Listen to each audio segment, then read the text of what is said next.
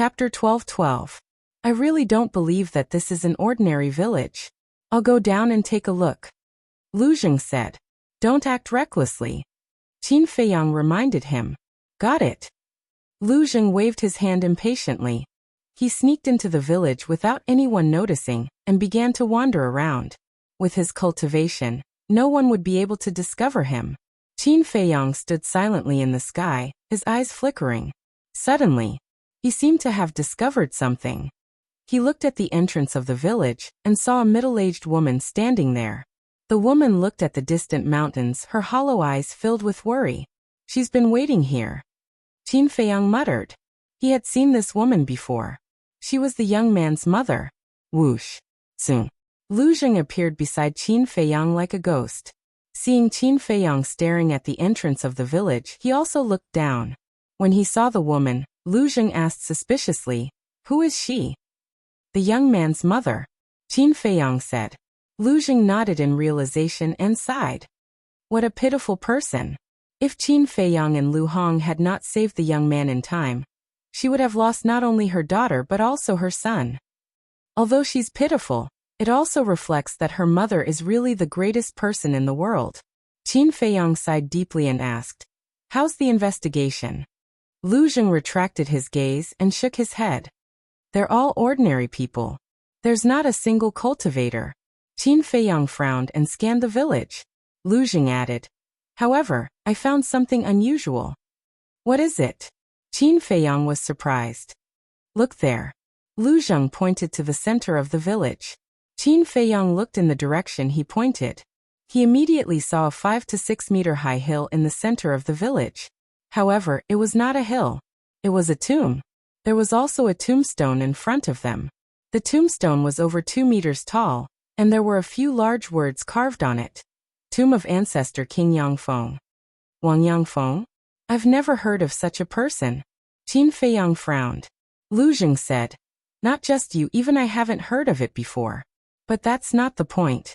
The point is that there's something strange about the tomb. What? Qin Feiyang looked at him in surprise. Come with me.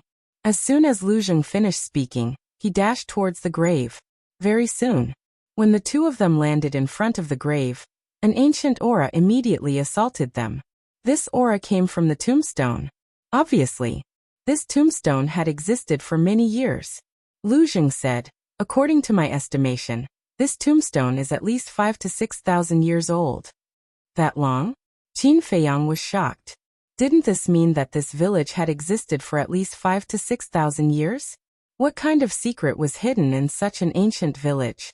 He suddenly felt that this village seemed to be covered with a mysterious veil, making it impossible for him to see through it. Lu Zheng said, Release your perception and see if you can find anything in the tomb. Qin Feiyang was stunned.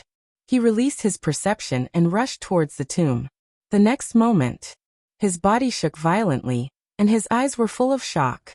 There was actually a mysterious force hidden in this tomb that blocked his perception. You found it. There's a lot of mystery in here.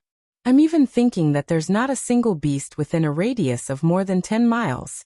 It's very likely because of this tomb. Lu Zheng's eyes shone brightly.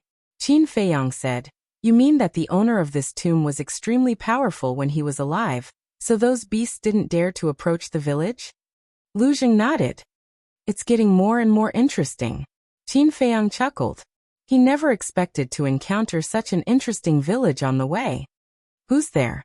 Suddenly, a shout was heard. A villager walked out of a house not far away with a torch.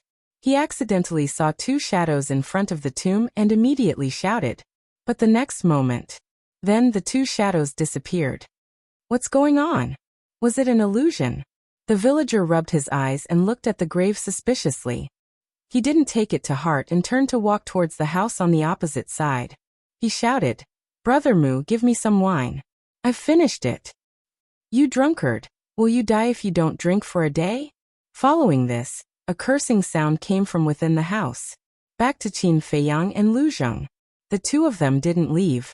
They just hid behind the tomb. Lu Zheng whispered, Why don't we wait until it's late at night and dig it up to take a look? Digging up someone's ancestral tomb. Aren't you afraid of shortening your life? Qin Feiyang was speechless. He actually came up with such a rotten idea. What a genius. Lu Zheng rolled his eyes at him and said blandly, "Cultivators, don't be so superstitious, okay?" Qin Feiyang said, "Don't talk nonsense. I can't do such a wicked thing as digging up someone's ancestral tomb." Lu Zheng frowned and said, "Then don't you want to know what's inside?" "Yes, but there are many ways. We don't have to dig up the tomb," Qin Feiyang said. "Stubborn." Lu Zheng glared at him and said, "I don't want to talk nonsense with you. I'm going to look for that little girl." After saying that, he left quietly. Qin Feiyang glanced at the grave, and also silently soared into the sky, disappearing without a trace. Time passed quietly. Late at night, the young man had fallen asleep. Lu Hong held him in her arms. No one knew what she was thinking. She stroked the young man's hair in a daze, but there was a trace of motherly love on her face. Swish! A white figure appeared out of thin air. It was Qin Feiyang, and Lu Hong didn't notice Qin Feiyang's appearance. Qin Feiyang was stunned. He walked up to Lu Hong, looked at the expression on her face, and said with a smile, "Since you like children so much, you should find a man you love and have one as soon as possible." Ah! Lu Hong was shocked. She looked up at Qin Feiyang, and her face suddenly blushed. "What are you thinking about? Why are you so shy?" Qin Feiyang was curious. Nothing. Lu Hong hurriedly waved her hand, looking a little flustered. Qin Feiyang shook his head helplessly and said, "You little girl, you must be hiding something." Lu Hong smiled embarrassedly and asked, "Did you find his sister?" "The others don't know, but I didn't find her." After saying that, Qin Feiyang looked at the sleeping youth and said, "He's most likely already met with misfortune. He didn't care about his own safety, and went deep into the mountains alone. It can be seen how deep their relationship is. If his sister is really killed, you can imagine how heavy a blow it will be to him." Lu Hong sighed. Qin Feiyang said, "Life is like this. Only by suffering can one learn to grow." Lu Hong said, "But this is too cruel for him. After all, he is still young." Qin Feiyang said, "Everyone has a process of growth. This may be his fate." Lu Hong sighed deeply. Swish! Not long after, Fatso and Wolf King also came back. "How is it?" Lu Hong asked. The man and the wolf shook their heads. After that, Viper, Dan Wangkai, the Flood Dragon, the Pangolin, and so on also came back one after another, but they didn't find Wang Jin. Not to mention 100 miles. They even searched a radius of 200 miles, but there was no trace at all. "Okay then, you go to the castle and continue to cultivate." Qin Feiyang waved his hand and was about to send everyone to the castle, but he suddenly frowned and said, "Have you seen Lu Zheng?" "No, isn't he with you?" Fatso said. Qin Feiyang frowned and sent everyone to the castle. After waiting for a while, Qin Feiyang couldn't help but frown. Where did Lu Zheng go? Did he really go to dig up someone's ancestral grave while I was away? Qin Feiyang was surprised. Lu Hong was stunned and asked, "Dig up someone's ancestral grave? What's going on?" Qin Feiyang said, "It's a long story. Hurry up and carry him. Let's go to that village." "Okay." Lu Hong nodded, picked up the sleeping boy, and followed Qin Feiyang to the village. After a while, the two of them came to the sky above the village. At this time, the lights in the village had all been extinguished, and it was dead silent. Qin Feiyang looked directly at the grave, and saw a dark shadow sneaking around the grave. Who else could it be but Lu Zheng? This son of a bitch, he really did it. Qin Feiyang was furious. He landed in front of the grave like lightning and shouted, "What are you doing?" Lu Zheng was startled. When he saw that it was Qin Feiyang, he was relieved. "There's something strange about this grave." Lu Hong landed in front of the grave, and there was a touch of surprise in her eyes. Lu Zheng glanced at Qin Feiyang, who had a dark face, and went up to Lu Hong with a guilty conscience and said with a flattering smile, "Hong, your insight is really good." Qin Feiyang said, "Don't change the subject. Do you want to dig up the grave?" Lu Zheng said innocently, "No." Qin Feiyang said, "Then why are you wandering around here?" "I'm just curious." "That's not right. I'm your cousin. What am I doing?" What right do you have to interfere? I should be the one to interfere. Lu Zheng said angrily. You also know that you're my cousin? As my cousin, shouldn't you set a good example in front of your cousin? Lu Hong looked at him disdainfully. Lu Zheng said with a smile, Honger is right. I will perform well in the future. I guarantee that you will be satisfied. Lu Hong couldn't help but have a headache. Couldn't this guy be a little more serious?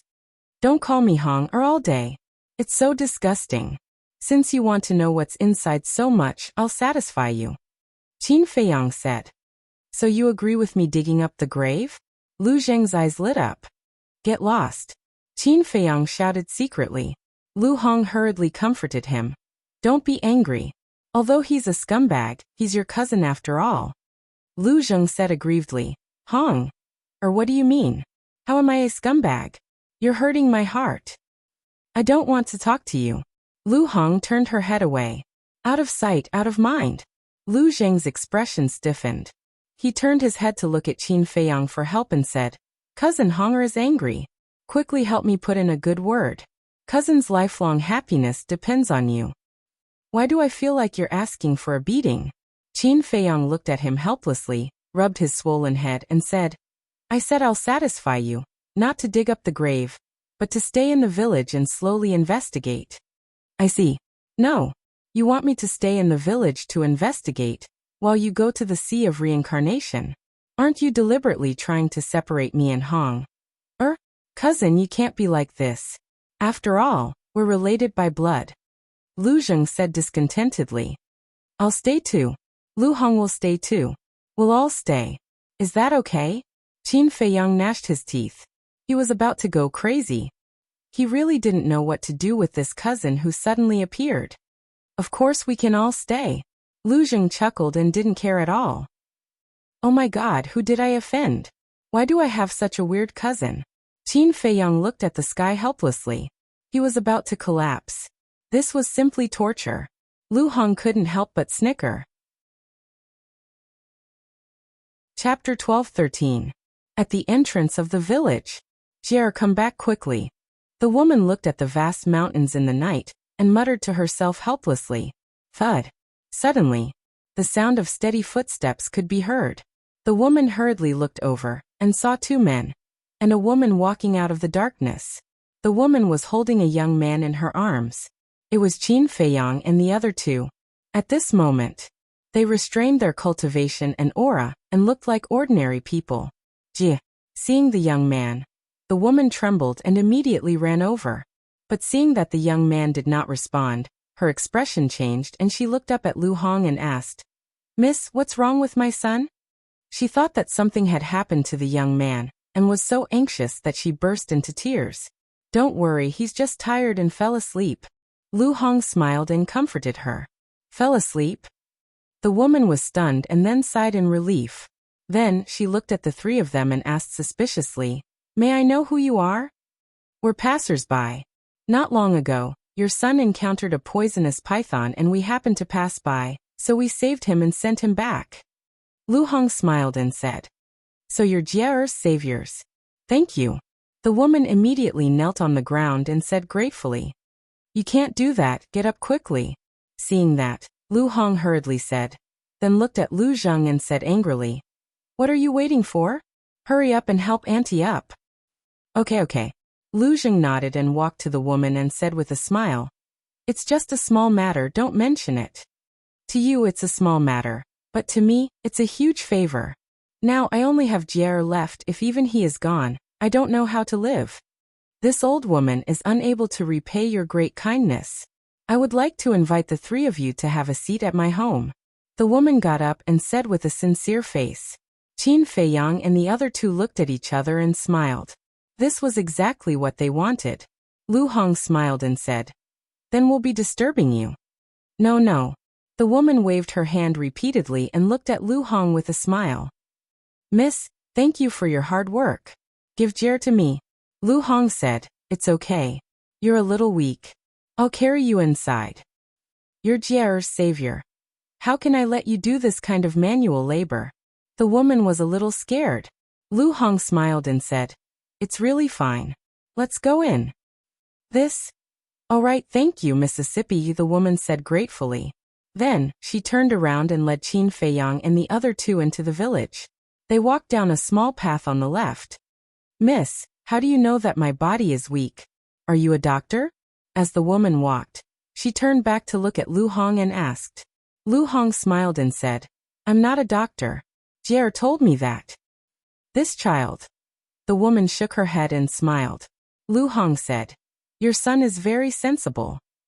A trace of pride appeared on the woman's face.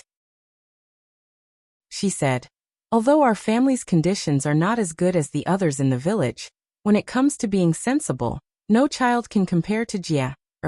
By the way, what are your names? My name is Lu. Lu Hong was about to say her name when Qin Feiyang suddenly coughed and interrupted her. Lu Hong looked at him suspiciously. Qin Feiyang said telepathically, although this is a little remote, it's still in the capital. It's better to be careful. Lu Hong nodded and looked at the woman.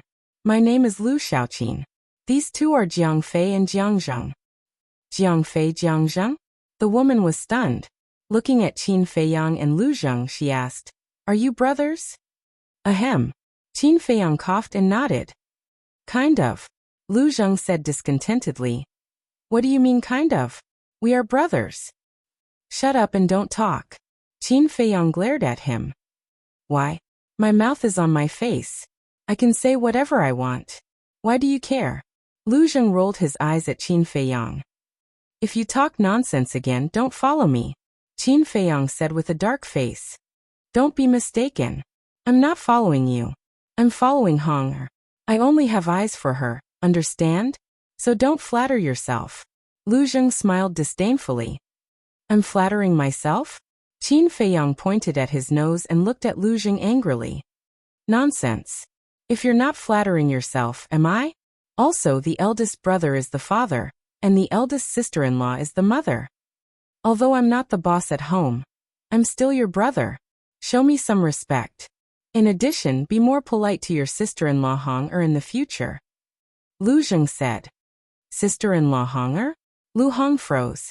Immediately after, her face was filled with anger. This bastard, the more he spoke, the more ridiculous he became. Qin Feiyang was also gnashing his teeth. Why are you gnashing your teeth? Let me tell you, don't think about bullying your brother. Be careful of being struck by lightning. Lu Zheng snorted coldly. I'll endure it. Qin Feiyang took a deep breath and tried to control his mind that was about to explode. The woman looked at Qin Feiyang and Lu Zheng and said with a smile, you two brothers are really interesting. Really? Lu Zheng asked. There's a popular saying in our village. Fighting is love, and scolding is love. The more you do this, the more it shows that you care about each other. Jie and Gina used to be the same. When they were together, they often bickered. When they were not together, they often missed each other. The woman sighed, looking a little disappointed. Really? Lu Zheng was stunned. He glanced at Qin Feiyang and said playfully, I didn't know that you cared about me so much. Qin Feiyang's mood was simply about to go crazy. Stop it, okay? Lu Hong glared at Lu Zheng angrily. Didn't he see that the woman was about to cry? Lu Zheng smiled embarrassedly and shut his mouth. Lu Hong turned to look at the woman and said with a smile, Heaven helps the worthy. Your daughter will be fine. Thank you. The woman smiled gratefully and pointed to the front. That's my home. The three of them raised their heads and looked over. Immediately, their hearts felt as if a bottle of mixed feelings had been knocked over. It was extremely uncomfortable. The home the woman pointed to was just a shabby wooden house. Soon, the three of them followed the woman and came to the front of the wooden house.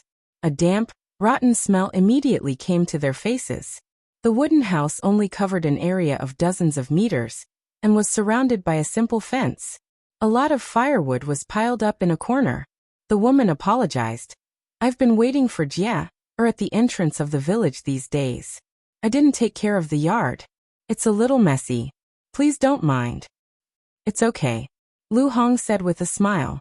The woman smiled, walked to the door, and pushed it open.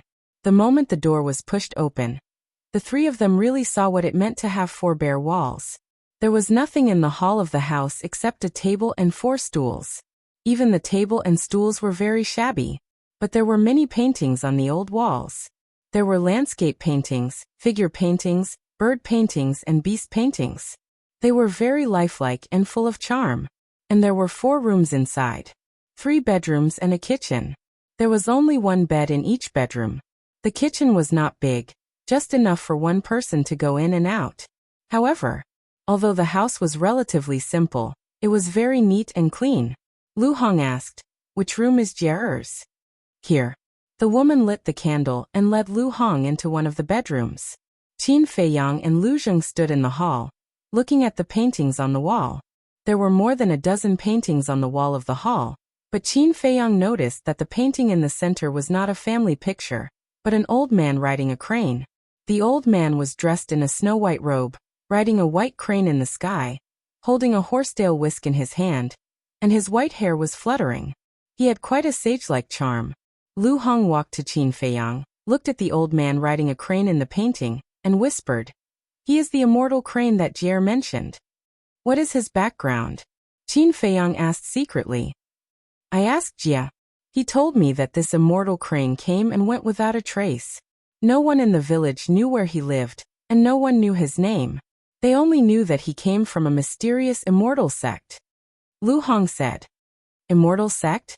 Lu Zheng was stunned and said angrily, "How can there be immortals in this world? It's obvious that he is a swindler." Qin Feiyang also felt the same. He looked at Lu Hong and asked, "What does he do in this village every 2 years?" Lu Hong said, "It is said that he is recruiting disciples." Qin Feiyang and Lu Zheng looked at each other. Immortal sect? Recruiting disciples? Wasn't this a little too exaggerated? Lu Hong said, "Jia, said that any child who is chosen by immortal crane will be taken away immediately, and the people in the village are eager to be taken away by him, because once they are chosen by immortal crane, they have the qualifications to become immortals." Nonsense.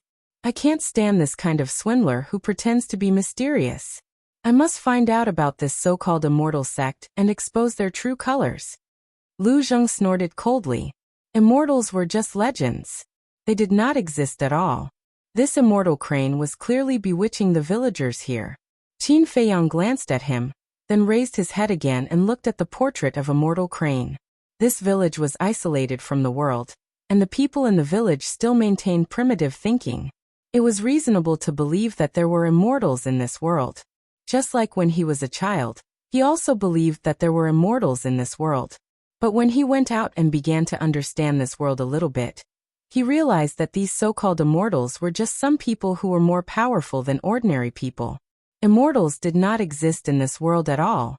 At this time, the woman came out, holding a pot of tea, and said with a smile, "3 benefactors, the house is a little simple and crude. Please don't mind and sit down." "It's okay." Lu Hong waved her hand and said with a smile. The woman put the teapot on the table, turned to look at the portrait of immortal crane, and said, "I heard you were talking about immortal crane just now." Lu Hong nodded. The woman's face became serious and she said, "You can talk about it at home. Don't talk nonsense outside." "Why?" Lu Hong was puzzled. The woman said, "Because the people in the village all respect immortal crane very much. If they hear you talking about him, they will make trouble for you."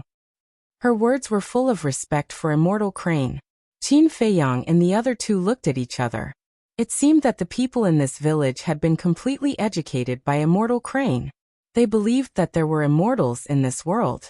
Lu Hong asked, "Do you know about this immortal crane?"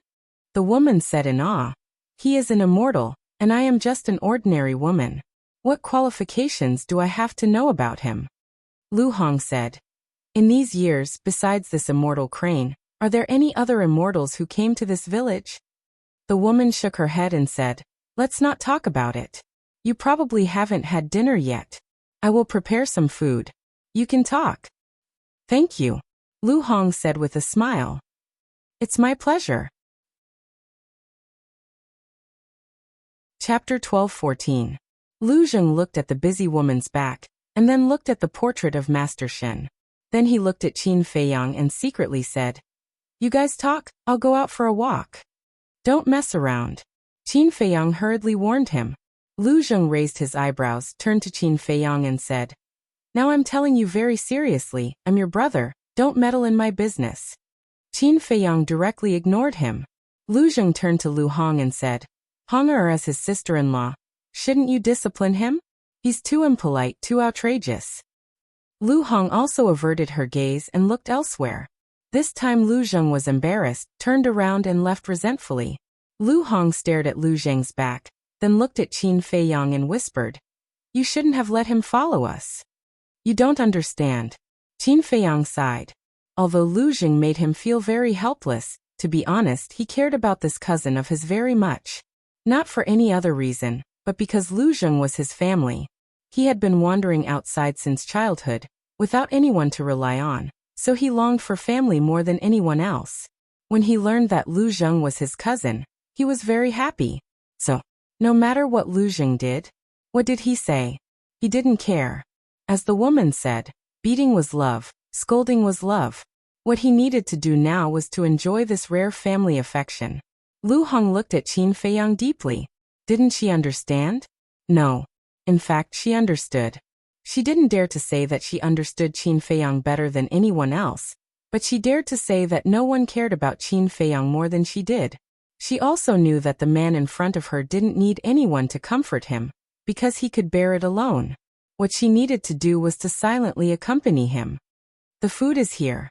A short while later, the woman came out with 3 dishes and 2 bowls of rice, but when she saw only Qin Feiyang and Lu Hong, she asked in confusion, "Where is our benefactor?" Lu Hong smiled and said, "Don't worry about him. He's just a person who can't stay idle." "All right, you guys can have a simple meal. Tomorrow, I'll make a sumptuous meal to thank you guys." The woman smiled. Lu Hong sat at the table and picked up her chopsticks. She smiled and said, "Then I won't be polite." The woman said, "Eat whatever you want as long as you don't mind." "How could that be?" Lu Hong smiled. She picked up a piece of meat and put it in her mouth. Chewing, her eyes lit up. She nodded and said, "It's been a long time since I've eaten such delicious food." "Then eat more." The woman sat at the table. After glancing at Qin Feiyang, she kept looking at Lu Hong with a smile on her face. Lu Hong smiled and said, "Auntie, you should eat some too." "Oh, okay." The woman nodded but did not pick up her chopsticks. She continued to look at Lu Hong, treating Qin Feiyang beside her as heir. Lu Hong was a little uncomfortable. She asked suspiciously, "Auntie, is there something on my face?" "No." The woman shook her head and said with a smile, "You really look like my daughter." Lu Hong was stunned. It turned out that she was thinking of her daughter. She comforted her. "Auntie, don't worry. We'll help you look for her tomorrow." "How can I do that?" the woman hurriedly said. Lu Hong smiled and said, "It's okay. We're all idle people. As long as Auntie doesn't mind us disturbing you, it's fine." I don't mind." The woman waved her hand repeatedly. Then she looked at Qin Feiyang and said, "Young man, this is a good girl. You have to cherish her." Qin Feiyang was stunned. Lu Hong's cheeks immediately turned red. The woman chuckled. She grabbed the chopsticks, picked up a few pieces of vegetables, and put them in Lu Hong's bowl. Then she said, "Eat more." "Thank you." Lu Hong lowered her head, not daring to look at Qin Feiyang. "Ahem." Qin Feiyang coughed. The atmosphere was a little awkward. He put down the bowl and chopsticks, looked at the woman and said, "Auntie, has anyone in your village ever entered the mysterious gate of immortality?" "Yes." The woman nodded and said, "I remember that a dozen children were taken away by Master Shin 2 years ago." "Have they ever come back?" Qin Feiyang asked. "No." Master Shin said that the gate of immortality is not an ordinary place. As long as you go there, you can't come back. No one is allowed to go to the gate of immortality to visit them. The woman said. Qin Feiyang frowned and said, "Don't the parents of these children miss them?" "Yes, of course. But as parents, we want our children to be successful, so everyone gradually got used to it." The woman smiled. Qin Feiyang nodded. That was right. Which parent didn't want their children to be successful? But he couldn't figure out what kind of place it was that people couldn't come back after going there. After all, Whether it was the Divine Hall in the capital, or the Pill Pagoda in the central Divine Kingdom, there was no such rule. Qin Feiyang suddenly said, "By the way, may I ask if your family has any grudges with other people in the village?" "Grudges? Why do you ask?" The woman looked at him in confusion. Qin Feiyang smiled and said, "It's nothing. I just asked casually. If you don't want to say it, don't say it." The woman thought for a while in a low voice and said with a smile, "People in our village are relatively harmonious and get along well. They won't have conflicts over small things." "What if it's a big deal?" Qin Feiyang asked. The woman said, "If there is a big deal, our village chief will come out to mediate." Qin Feiyang nodded. Lu Hong glanced at Qin Feiyang and said telepathically, "Did you think of something?" Qin Feiyang said to himself, "I've been thinking about why Wang Jin went missing." "What do you mean?" Lu Hong was suspicious. "Wang Jin is from this village. She grew up here, and since her father passed away, she often hunted outside. She must be very familiar with the situation around the village. For example, where is the danger? Where is it safer? And as a person with a little sense, it is impossible for her to go to those dangerous places. But why did she go missing? So I'm thinking, is there something strange about Wang Jin's disappearance?" Qin Feiyang said telepathically. Lu Hong said to herself, "That's why you asked if this family has any grudges with others. Are you suspecting that someone might have secretly harmed Wang Jin?" "Yes." Qin Feiyang replied secretly. After all, he was used to seeing scheming and scheming. He thought more than the woman. And although this village looked very ordinary and simple, it did not rule out that there were a few scumbags. Lu Hong said to herself, "But she also said that she has no grudges with others."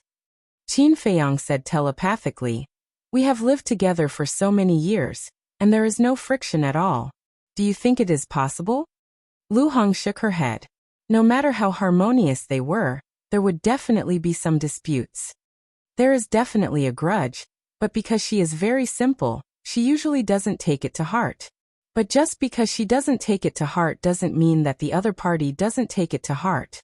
Maybe the other party has already held a grudge. "We have been traveling outside all year round.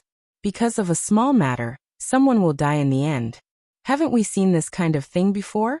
Qin Feiyang said with a faint smile. "Makes sense." Lu Hong muttered to herself. She looked at the woman calmly and said with a smile, "Auntie, think carefully. Have you offended anyone in the past? Or did someone provoke you? What are you trying to say?" Although the woman was honest, she was not stupid. There must be a reason for the two of them to ask again and again. Lu Hong said, "Don't worry about it. Tell us the truth." "Then let me think about it." The woman lowered her head and fell into deep thought. Qin Feiyang and Lu Hong did not say anything and looked at her quietly. Time passed bit by bit. After some time, the woman finally raised her head and looked at Qin Feiyang and Lu Hong. She said, "Speaking of which, there is indeed one thing." "What is it?" Qin Feiyang asked. "I remember that a year ago, the son of the village chief came to me and said that he liked Jin and wanted to marry her. This was originally a good thing, but Jin did not agree and said that she did not like him. Although the village head's family is relatively wealthy, I will definitely respect Jin's choice. Later on, the village chief's son almost fell out with us because of this, but the village chief stopped him in time and taught him a lesson. Later on, this matter was left unsettled and I did not take it to heart," the woman said. Qin Feiyang's eyes flickered and he asked, "What's the character of the village chief's son like?" "He's rather overbearing. But he usually treats the villagers well and often helps everyone. After all, he's young. It's normal for him to be a little arrogant." The woman smiled. Qin Feiyang nodded thoughtfully. Lu Hong snickered. "Seems like you're worrying too much. Is that so?" Qin Feiyang smiled faintly and did not say anything. Lu Hong asked suspiciously, "You're not suspecting the village chief's son, are you?" "Why not? We can't ignore all possibilities." Qin Feiyang thought. Lu Hong said, "Then what do you plan to do?" Qin Feiyang smiled. "Let's go take a look tomorrow and meet the village chief's son." Lu Hong looked at Qin Feiyang helplessly and said, Up to you, sister. Suddenly, a cry of helplessness rang out from the inner room. Jie. The woman immediately put down the bowl and chopsticks and ran into the inner room. Qin Feiyang and Lu Hong also got up and walked in. The boy had already woken up and was sitting on the bed. His young face was full of fear, and his forehead was full of sweat. Jie, did you have a nightmare again? The woman sat by the bed, stroking the boy's back and asked. I dreamed of my sister. She was eaten by a ferocious beast. Mother, I'm so scared. The boy threw himself into the woman's arms and cried bitterly. His bright eyes were full of helplessness. No, your sister will be fine. Trust me. The woman patted the boy's back and comforted him, but her eyes were also blurred by tears. Sigh.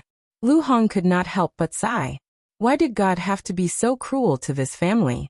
They were already very unfortunate. Couldn't God take care of them? When the boy saw Qin Feiyang and Lu Hong, he was slightly stunned. Then he seemed to remember something. He quickly broke free from the woman's arms and got up from the bed. Then he jumped in front of Qin Feiyang and Lu Hong. He grabbed their hands tightly as if he was grasping at a life-saving straw and asked, Sister Angel, Brother Immortal, have you found my sister? Lu Hong shook her head. How could this be? Is my sister really dead? I don't believe it. I don't believe it. Chapter 12:16. The woman lowered her head and looked at the young man. Tears fell from the corners of her eyes. Sigh. Qin Feiyang sighed. He turned around silently and walked away. Standing in the courtyard, he looked up at the night sky. A cold light flashed in his eyes. No one could understand the pain of losing a loved one better than him. Therefore, no matter what, he had to find out the reason for Wang Jin's disappearance. Soon, Lu Zheng returned and looked at Qin Feiyang in the courtyard. He was slightly stunned and asked suspiciously, Why are you standing here alone? Qin Feiyang smiled faintly and said, Nothing. I just felt something and felt a little irritated. Because of Wang Jin? Lu Zheng asked. Qin Feiyang nodded and looked away. He asked, Why did you go out just now? Lu Zheng said, Actually, I've been wondering if there's something strange about Wang Jin's disappearance. Qin Feiyang was stunned and asked curiously, Why do you say that? Wang Jin was born and raised here. She should be very familiar with the nearby mountains. But why did she go missing? So I suspect that her disappearance might not be that simple. I went out just now to see if there was anything suspicious in this village. Lu Zheng frowned. Qin Feiyang smiled and said, You're indeed my cousin. You're exactly what I thought. You think so too? Lu Zheng was stunned. Yes. I was just talking to Lu Hong about this. And I heard that the village chief's son once coveted Wang Jin's beauty. Qin Feiyang said. This might be a clue. Lu Zheng's eyes lit up. Qin Feiyang nodded and smiled faintly. Let's wait until tomorrow. We'll go and meet him. By the way, can you answer a question for me? What is it? Lu Zheng looked at him suspiciously. Qin Feiyang said, Where exactly is the Lu family? Beg me. Lu Zheng looked at him mockingly. It's up to you to say it or not. Qin Feiyang snorted coldly. Lu Zheng raised an eyebrow and said unhappily, You're asking someone for advice, and you still have this attitude? Are you going to tell me or not? Qin Feiyang frowned. I won't. Lu Zheng turned his head to look elsewhere, his face full of displeasure. Forget it if you don't want to tell me. Qin Feiyang glanced at him indifferently, then rose into the air and disappeared into the night sky like a bolt of lightning. This brat has no respect for his elders. Looks like I'll have to teach him a lesson in the future. Lu Zheng mumbled to himself before turning around and entering the house. The next day early morning, on the peak of a mountain near the village, Qin Feiyang opened his eyes. He stood up and stretched his body. This person looked refreshed. That night he didn't cultivate. He just slept. In addition, there were no ferocious beasts here to disturb him, so he slept very soundly and comfortably. It's dawn. Time to go back. Looking at the sun in the sky, Qin Feiyang smiled faintly. He restrained his aura, jumped down the mountain, and walked toward the village. When he was about to reach the village, he suddenly stopped and looked at a forest not far away. He saw a young man in white entering the forest alone. The young man was about 20 years old. He was thin and had delicate features, looking like an elegant gentleman. Hunting so early in the morning. The people in this village are really hardworking. Qin Feiyang shook his head and smiled. The young man didn't have any cultivation, but there was a scabbard made of animal skin hanging from his waist, with a dagger in it. Qin Feiyang glanced at the young man. He didn't pay much attention to him, and continued to walk toward the village. Are you Jiang Fei? As soon as he reached the entrance of the village, several villagers who were about to go out came up to him and asked with a smile. I am. Qin Feiyang nodded and looked at them suspiciously. Thank you for bringing Jie back. You don't know Jie? Er's mother was worried sick when he went out for 2 days. Little brother, if you're not busy, stay in the village for a few more days. The villagers smiled and said. They were simple and kind, giving people a natural sense of closeness. Okay. Qin Feiyang nodded. Okay, we're going out to hunt. If we can hunt good prey, come to my house for a drink tonight. A rough-looking man said with a grin. Wang Dabiao, what do you mean? If we can't hunt, we won't treat this little brother to a drink? A bald man next to him said with dissatisfaction. That's not what I mean. Wang Dabiao hurriedly waved his hand, looking simple and honest. I think so. Don't forget, this little brother is Jie's savior. So whether or not we can hunt good prey today, tonight you have to take out the few jars of wine you've been saving for several years to thank him. The bald man said. Yes, yes, yes. Wang Dabiao nodded repeatedly, but suddenly he looked at the bald man and said, No, it's you who wants to drink my jars of wine, isn't it? What are you thinking about? I just want to bask in this little brother's glory and have a few drinks tonight. The bald man smiled awkwardly. Hypocrite. Wang Dabiao rolled his eyes at him. The other few people also looked at the bald man with disdain, but they were all smiling. Wang Dabiao turned to look at Qin Feiyang and said with a smile, Little brother, we'll go first. See you tonight. Okay. Qin Feiyang nodded. At that moment, they took all kinds of weapons and walked into the mountains. Qin Feiyang shook his head and smiled. The people here were not only kind, but also very forthright. He liked this place. There was no scheming or scheming. Everything seemed ordinary and peaceful. I really hope that one day, I can live like them. Qin Feiyang muttered and turned to enter the village. Good morning, little brother Jiang Fei. I went to Jie's house just now, and was wondering why I didn't see you. So you're here. Little brother, thank you for saving Jie. Come to my house when you're free. Along the way, the villagers that Qin Feiyang met all greeted him warmly. How do you know all of this? Qin Feiyang felt a little helpless. Isn't this news spreading too fast? When he returned to the young man's house and saw the situation in front of the yard, he was even more speechless. There was a sea of people in front of the yard. It was so crowded that it was as if everyone was watching a monkey show. Isn't this little brother Jiang Fei? Where did you go last night? Everyone didn't see you, and was worried about you. When they saw Qin Feiyang, the crowd immediately started asking him about him. They were so enthusiastic that even Qin Feiyang was a little overwhelmed. Someone laughed and said, It's good that you're back. Everyone make way, don't block the little brother's way. Everyone smiled happily, and retreated to the side. Qin Feiyang nodded to them, and walked into the yard. He saw that in the hall of the house, apart from Lu Hong, Lu Zheng, the young man and the woman, there was also an old man. The old man was stooped and supported himself with a walking stick. He had a braid on his head and looked quite energetic. The old man got up, and turned to look at Qin Feiyang. He asked with a smile, Are you little brother Jiang Fei? Qin Feiyang walked into the house and nodded. I am Qin Feiyang. May I know who you are? I'm the village chief here. Not long ago, I heard that you saved Jie, last night, so I came here to thank you. The old man chuckled. Qin Feiyang smiled and said, You're too kind, old man. This is just a small matter. Anyone would have helped. Little brother, you're really humble. Speaking of which, I'm also responsible for this. As the village chief of this village, whether it was Jin disappearance or Jie's escape, I didn't think of a way to help immediately. I'm ashamed. The old man sighed. Qin Feiyang smiled faintly and said, "You have too many things to deal with in such a big village. It's inevitable that you don't have the strength to help. We can all understand. Little brother, you really know how to talk. But it's fine as long as Jie comes back safely." The old man laughed hoarsely. "Yes, it's better that he's fine."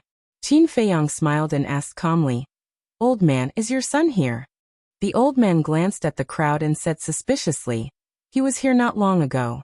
Why did he suddenly disappear? This little rascal has no manners at all. I'll teach him a lesson when I get back." Qin Feiyang smiled faintly. The old man looked at the people outside the door and waved his hand. "Little brother Jiang Fei, everyone saw him. Hurry up and leave." Since the village chief had spoken, the people in the yard naturally couldn't stay any longer. They left in groups of 2s and 3s. The old man retracted his gaze and turned to point at the table. He smiled and said, "Little brother, please take a seat." Qin Feiyang nodded with a smile and sat at the table. Lu Hong and Lu Zheng also sat next to him. Lu Zheng said secretly, "Little cousin, where have you been fooling around all night? Who do you think I am?" Qin Feiyang rolled his eyes at him and said through voice transmission, "I just felt a little tired, so I found a quiet place to sleep." "Is that so? Why don't I believe you?" Lu Zheng looked at him suspiciously. Believe it or not, Qin Feiyang didn't bother to pay attention to him. At this time, the old man sat opposite Qin Feiyang and said with a smile, "The three of you, although you are Jie's benefactors for the safety of the village, I have to ask you some questions." "Please ask, old man," Qin Feiyang said. The old man said, "May I know where the three of you are from?" Lu Zheng said through voice transmission, "This old man is suspecting that we have ulterior motives." Qin Feiyang said secretly, "He's right to suspect. You stayed in the village with a purpose. Aren't you?" Lu Zheng secretly despised him. Qin Feiyang sighed helplessly and looked at the old man with a smile. "We're from a place very far away. I don't think you'll know even if I tell you." "Where is it?" the old man asked. "Imperial City," Qin Feiyang said. "Imperial City?" The old man was slightly stunned and asked suspiciously, "Where is that?" "You really don't know?" This time, it was Qin Feiyang who was stunned. Imperial City was the capital of the Great Qin Empire. If they didn't even know this, weren't the people in this village too closed-minded? Qin Feiyang thought for a moment and said with a smile, "I can't explain it clearly in a short time. Anyway, it's very far away." The old man said, "Then what are you doing here?"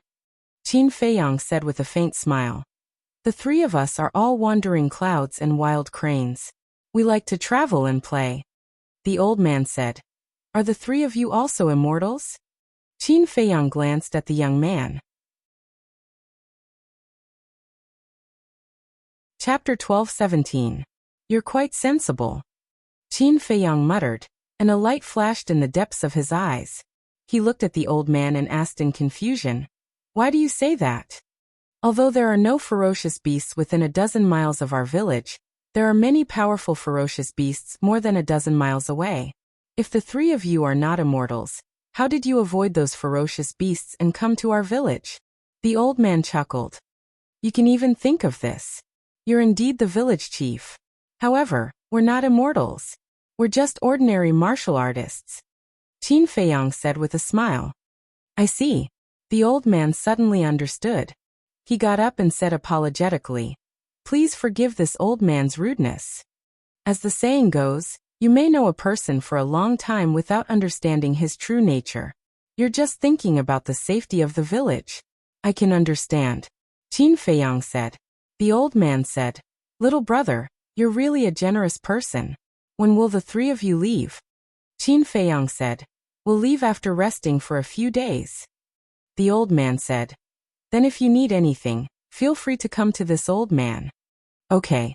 Qin Feiyang nodded. The old man cupped his hands and said, "Then this old man will take his leave first." "Take care, old man." Qin Feiyang got up to see him off. After seeing the old man off, Qin Feiyang immediately frowned. "What's wrong?" Lu Hong walked to Qin Feiyang and asked in a low voice. Qin Feiyang said to himself, "I don't know if it's an illusion, but this village chief gives me a faint sense of crisis." No way, he's just an ordinary person. How can he pose a threat to you? Lu Hong was surprised. No. Little cousin is right. This village chief is extraordinary. Lu Zheng walked to the two at this time and transmitted his voice to them. Lu Hong's expression froze. Qin Feiyang looked at Lu Zheng and asked inwardly, "What did you discover?" Lu Zheng said, "Before you came back, I had been observing him. I noticed that his eyes were sometimes different from usual." "How is it different?" Qin Feiyang asked secretly. Lu Zheng said telepathically, "His eyes are occasionally as sharp as a blade. This is not a look that an ordinary person should have." "You mean he is a cultivator?" Qin Feiyang exclaimed. "Yes." Lu Zheng nodded. "Interesting." The corners of Qin Feiyang's mouth lifted. Just as Lu Zheng had said, this village was becoming more and more interesting. At this moment, the woman looked at Qin Feiyang and the other two and said with a smile, "Three benefactors, don't just stand there. Take a seat, I'll prepare some breakfast for you." "Thank you, Auntie." Lu Hong turned to the woman and smiled. "Like I said, don't be so polite. Just treat this as your own home." The woman chuckled and then went into the kitchen. The young man looked at the woman and ran to the three of them. He knelt on the ground and begged, "Sister Angel, Brother Immortal, please help me find my sister." Qin Feiyang frowned and said, "A man shouldn't kneel to others so easily. Get up." The young man was a little panicked and hurriedly got up. Qin Feiyang shook his head and said with a smile, "I still don't know your name. What's your name?" "My name is Wang Xiaojia," the young man said truthfully. Qin Feiyang said, "Then let me ask you, how does your village chief usually treat everyone?" "The village chief is a good man. He treats the people in the village like his own family. I remember that when my father passed away, he was the one who helped us take care of the afterlife. So I've always been grateful to him," Wang Xiaojia said. Qin Feiyang nodded, then looked at Lu Zheng and Lu Hong and asked, "Have you seen the son of the village chief?" "Yes, the father and son came together at that time." Lu Hong nodded and waved her jade-like hand. Battle chi surged, and the shadow of a young man in white appeared. She said, "He is the village chief's son." Qin Feiyang was stunned. "What's wrong?" Lu Hong was puzzled. "I've seen him before," Qin Feiyang said. Lu Hong and Lu Zheng looked at each other. Lu Hong asked, "When did you see him?" Qin Feiyang said, "When I came back not long ago, I saw him enter a forest alone outside the village. He should be hunting." Wang Xiaojia said, "Brother Yu never hunts." "Brother Yu?" The three of them were stunned. Wang Xiaojia said, "Brother Yu is the village chief's son. His full name is Wang Yu." The three of them nodded in realization. Suddenly, Qin Feiyang raised his eyebrows and looked down at the young man. He asked, "What did you just say? Wang Yu never hunts?" Wang Xiaojia nodded and said, "Yes, he is the village chief's son. How could he do such manual labor?" "Then why did he go out so early in the morning?" Qin Feiyang was suspicious. "I don't know, but during this period he did go out often. I saw him a few mornings. He is quite mysterious." Wang Xiaojia's face was full of suspicion. "What about before?" Qin Feiyang asked. Wang Xiaojia said, "He used to go out occasionally but not so frequently." Qin Feiyang's eyes flickered. He looked at Lu Hong and said, "I'm going out for a while. You guys be careful of the village chief." "You're really suspicious of him?" Lu Hong said. "There must be something wrong. Whether Wang Jin's disappearance has anything to do with him or not, it's necessary to investigate." After Qin Feiyang finished speaking, he opened a teleportation gate and walked in. "I'm going too." Lu Zheng's eyes flashed and he followed in. Wang Xiaojia looked at the portal in a daze and asked, "Sister Angel, what is this? Where did the two immortal brothers go?" "This is called a portal. It can directly teleport people from the village to the outside. As for your two immortal brothers, where did they go? We have to keep this a secret for the time being."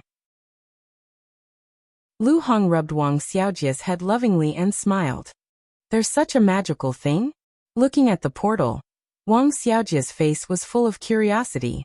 Lu Hong smiled and said, "This world is very big. What you see now is just the tip of the iceberg." "Really?" Wang Xiaojia had a confused look on his face.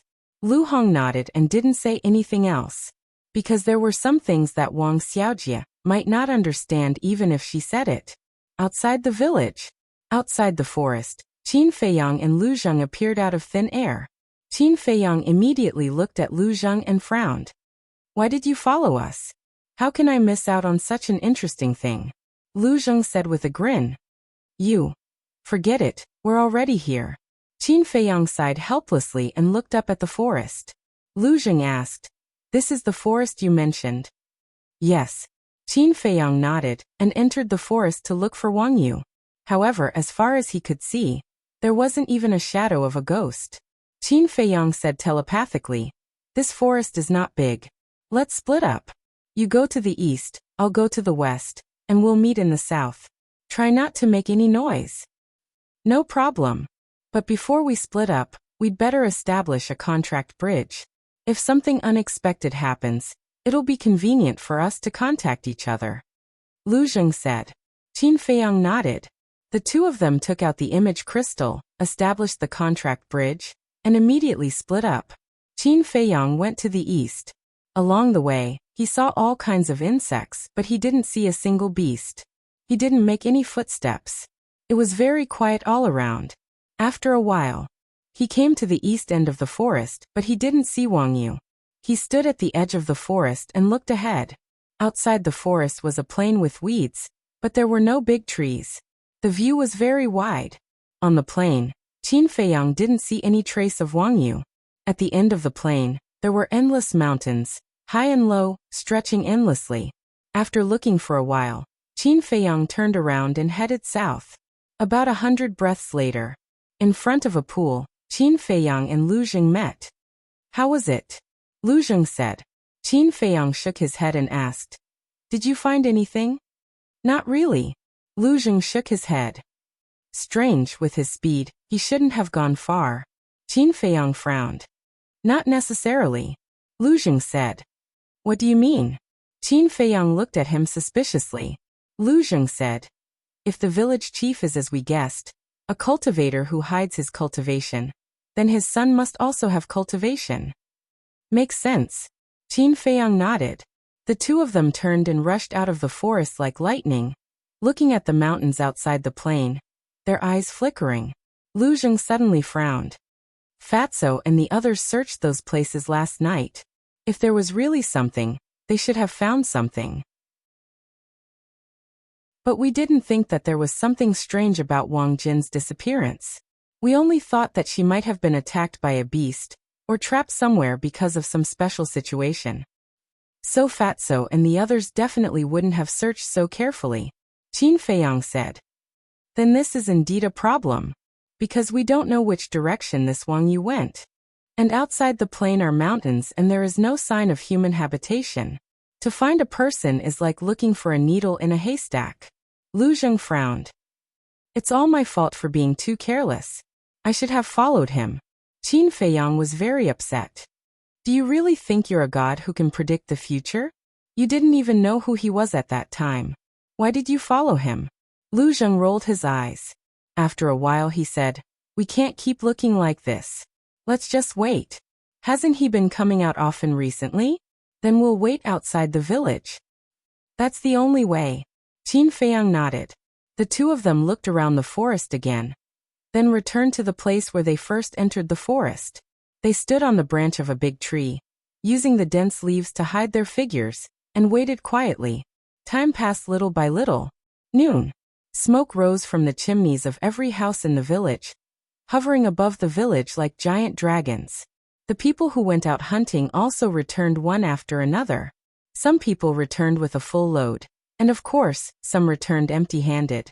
Whoosh.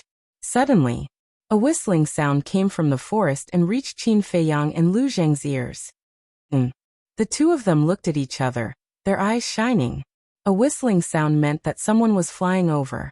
They hurriedly looked in the direction of the sound, and saw a young man in white flying over from the forest in front of them. And he was not slow.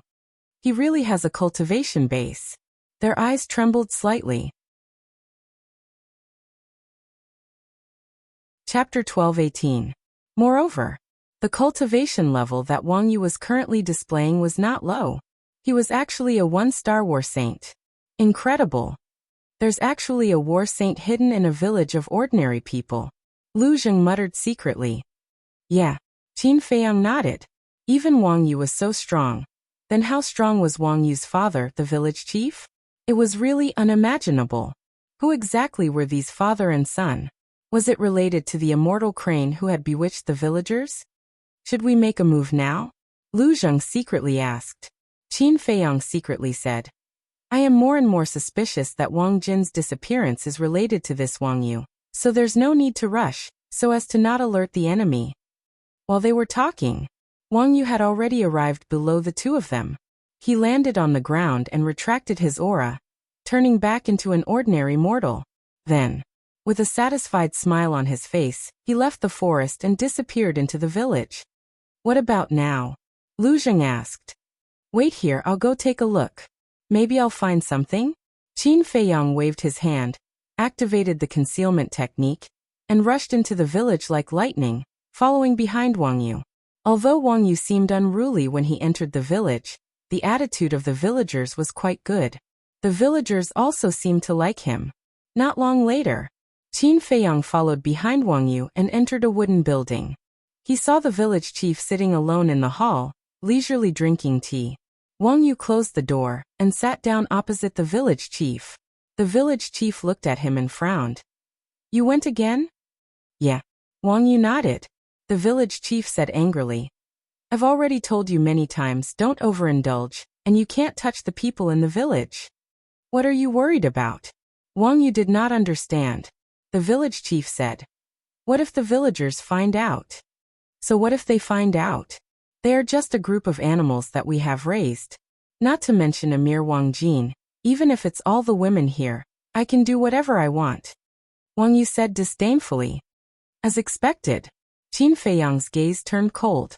Hearing Wang Yu's words, it was likely that he was blinded by lust and imprisoned Wang Jin somewhere.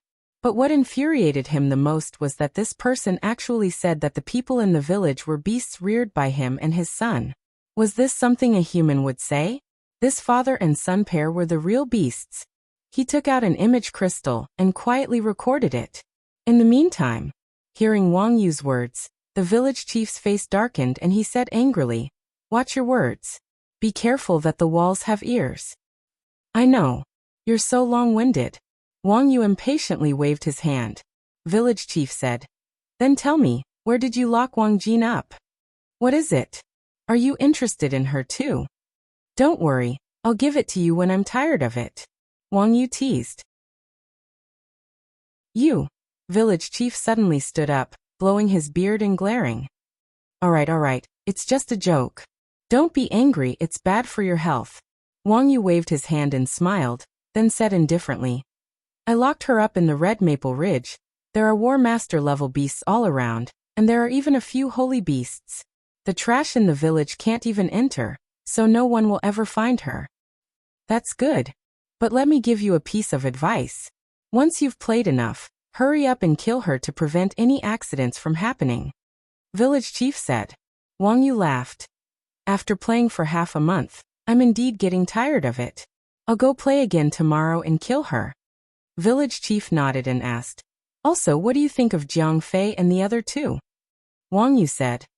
Although these three people don't seem to have any cultivation, they are definitely not ordinary people to be able to come to the village. Village chief said in a deep voice. I think so too, so I have to think of a way to get them to leave quickly. Leave? Since you're here, don't even think about leaving. Find a chance to kill them, but keep that woman. I'm very interested in her. Wang Yu chuckled, his eyes filled with a lustful light. You sooner or later, you will be destroyed in the hands of a woman. The village chief looked at him as if he expected better from him. You're thinking too much. Here, we are the heavens. Whatever we say goes. Who dares to go against us? Wang Yu laughed arrogantly. That's true. Village chief nodded and smiled. He stood up and said, All right, you go and cultivate. I'll go outside and take a look. I'll also pay attention to the actions of those three people. Finished. Village chief turned around and opened the door. chuckling as he walked out. "Hello, village chief." The villagers all greeted him warmly. "Hello, everyone." Village chief nodded his head one by one. Suddenly he looked at a burly man not far away and extended his hand. "Old bull, come over for a moment." "Village chief, what's the matter?" The burly man ran in front of village chief and asked. Village chief smiled. "Has your family hunted any prey recently? If not, tell me, I'll send some over." "Thank you for your trouble, village chief. Recently, my luck has been good and I haven't been able to get any prey." The burly man rubbed his head and smiled, looking charmingly naive. Village chief said, "All right then, go and do your work. If you need anything in the future, feel free to find me." "Okay." The burly man nodded and smiled. Then he turned around and ran away. Qin Feiyang stood at the side and watched the scene. He couldn't help but feel sad for these villagers. In their eyes, village chief was a kind-hearted person. He helped everyone and took care of everyone.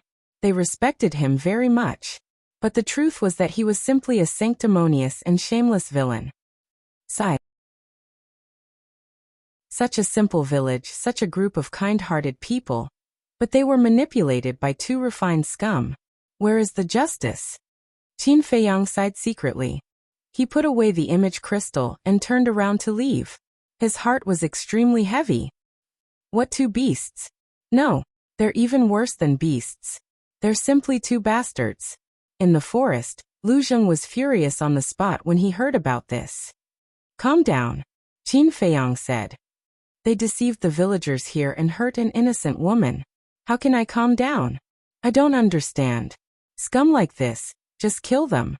Why are you still keeping them alive?" Lu Zheng said angrily. Qin Feiyang said, "This matter is not as simple as you think." "What do you mean?" Lu Zheng raised his eyebrows. "Two people who are at least battle saints. Why are they hiding in this village? Just to play with the people here? If it were you, would you do such a boring thing?" Qin Feiyang said. "No." Lu Zheng shook his head. "Isn't that right?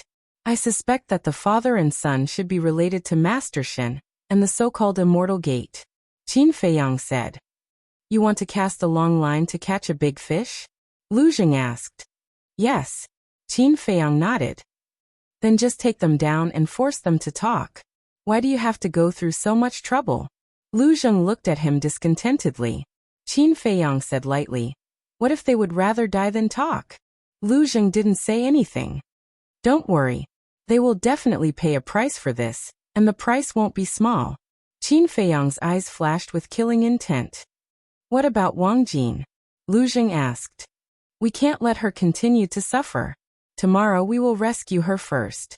At the same time, we will make the village chief pay some interest first." Qin Feiyang sneered. Time passed like sand between fingers, passing in the blink of an eye. Night fell. "Miss Xiaoqin, where did Jiang Fei and Jiang Zheng go? Why haven't I seen them all day?" "In the wooden house." The woman looked at Lu Hong and asked.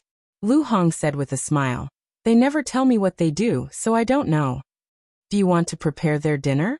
the woman asked. Lu Hong said, "Don't worry about them. They have hands and feet. They won't starve to death." "Well, I will make some for them when they come back." The woman smiled and went into the kitchen to get busy.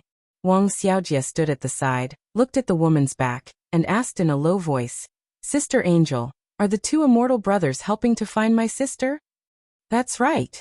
Lu Hong nodded. Wang Xiaojie said worriedly, "They haven't come back so late. Are they in danger?" "Danger?" Lu Hong shook her head and smiled. She rubbed Wang Xiaojie's little head and said with a smile, "Don't worry about that. In this world, no one can hurt them." "Are they very powerful?" Wang Xiaojie asked naively. "Of course they are. Let me give you an example. They can destroy your village with just a wave of their hand," Lu Hong said. Wang Xiaojie was dumbfounded. His little face was full of yearning as he muttered, "If I can be as powerful as the two immortal brothers, then I will protect my sister and mother." The next day, early morning, the horizon gradually turned white, and the sun slowly rose. The villagers walked out of the village one after another, and entered the mountains to hunt. Going out to hunt every day had become a habit in their lives. Of course, this was also their only way to survive. Soon, Wang Yu also walked out of the village and entered the forest alone.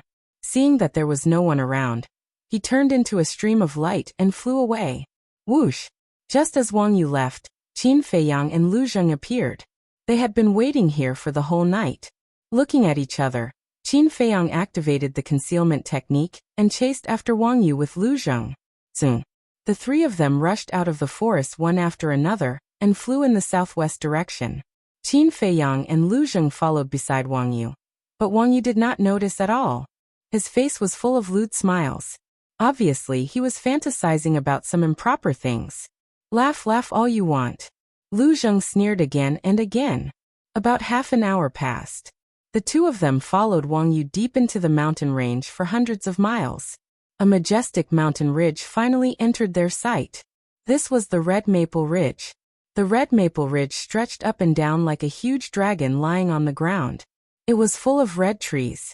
This tree was called the Red Maple Tree. Every leaf was as beautiful as fire. From afar, the whole mountain ridge was like a sea of fire. The origin of the name Red Maple Ridge was precisely because of these red maple trees. Chapter 12:19. Whoosh! Wang Yu directly entered Red Maple Ridge and stopped halfway up the mountain. There was a cave here. It was pitch black inside the cave. Little bitch, I'm here again. Wang Yu let out a hearty laugh and stepped into the cave. Bastard, don't come near me. Get lost. The next moment, a roar filled with fear came from within the cave. Whoosh! Qin Feiyang and Lu Zheng looked at each other. Murderous intent flashed in their eyes, and they also rushed into the cave. Immediately, an unsightly scene entered their line of sight. The size of the cave was only 100 feet, and in the middle of the cave, there was a thick layer of red maple leaves. A woman was lying on top of it. The woman was about 1.75 meters tall. She was very beautiful and had a good figure. But at this moment, her face was full of fear. Not only that, she was also firmly tied by a thumb-thick iron chain, and could not move. The most shocking thing was that the woman did not have any clothes on, and was completely naked. Moreover, there were bloodstains all over her tender skin, as if she had been whipped. It was a ghastly sight. This is too much. Lu Zheng clenched his fists tightly, murderous intent surging in his eyes. This woman was Wang Jin. That scarred body, that desperate and horrified gaze. It was not hard to imagine how much pain and torture she had experienced in the past half a month. She was just a weak woman. She did not even have the strength to truss a chicken. How could this little bastard do it? Get lost. However, facing the current Wang Jin, Wang Yu did not have the slightest sympathy. Instead, he sneered and said, "In the past, when I asked you to submit to me, you would rather die than be willing. Now you blame me? No, you asked for it. You're a bastard. Bastard, we were all blind and did not see your true colors." Wang Jin roared, her face pale. Ha! Wang Yu laughed loudly. He bent over and pinched Wang Jin's chin, raised it forcefully and said disdainfully, "Do you know? In my eyes, a woman like you is just a toy for me to amuse myself with." Bah! Wang Jin spat on his face. Wang Yu's face instantly turned malevolent as he slapped Wang Jin's face. He coldly smiled and said, "I'm already tired of playing with your body. I'll send you to hell in a moment. Don't be anxious because very soon, your younger brother and your mother will accompany you." Wang Jin's expression changed and he roared, "If you dare to hurt them, I won't let you off even if I become a ghost." Haha, you are too naive.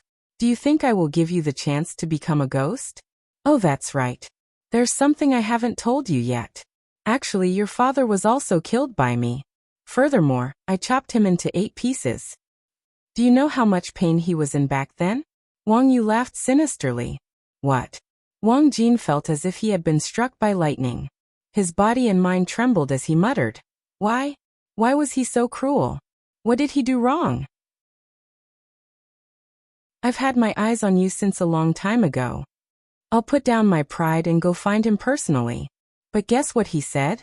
He said that you're still young and don't need to think about these things for the time being. Of course I'm upset.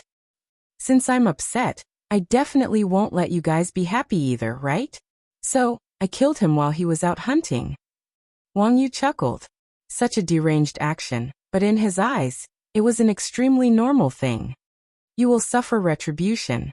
Wang Jin was no longer afraid. His eyes were dead silent. Retribution?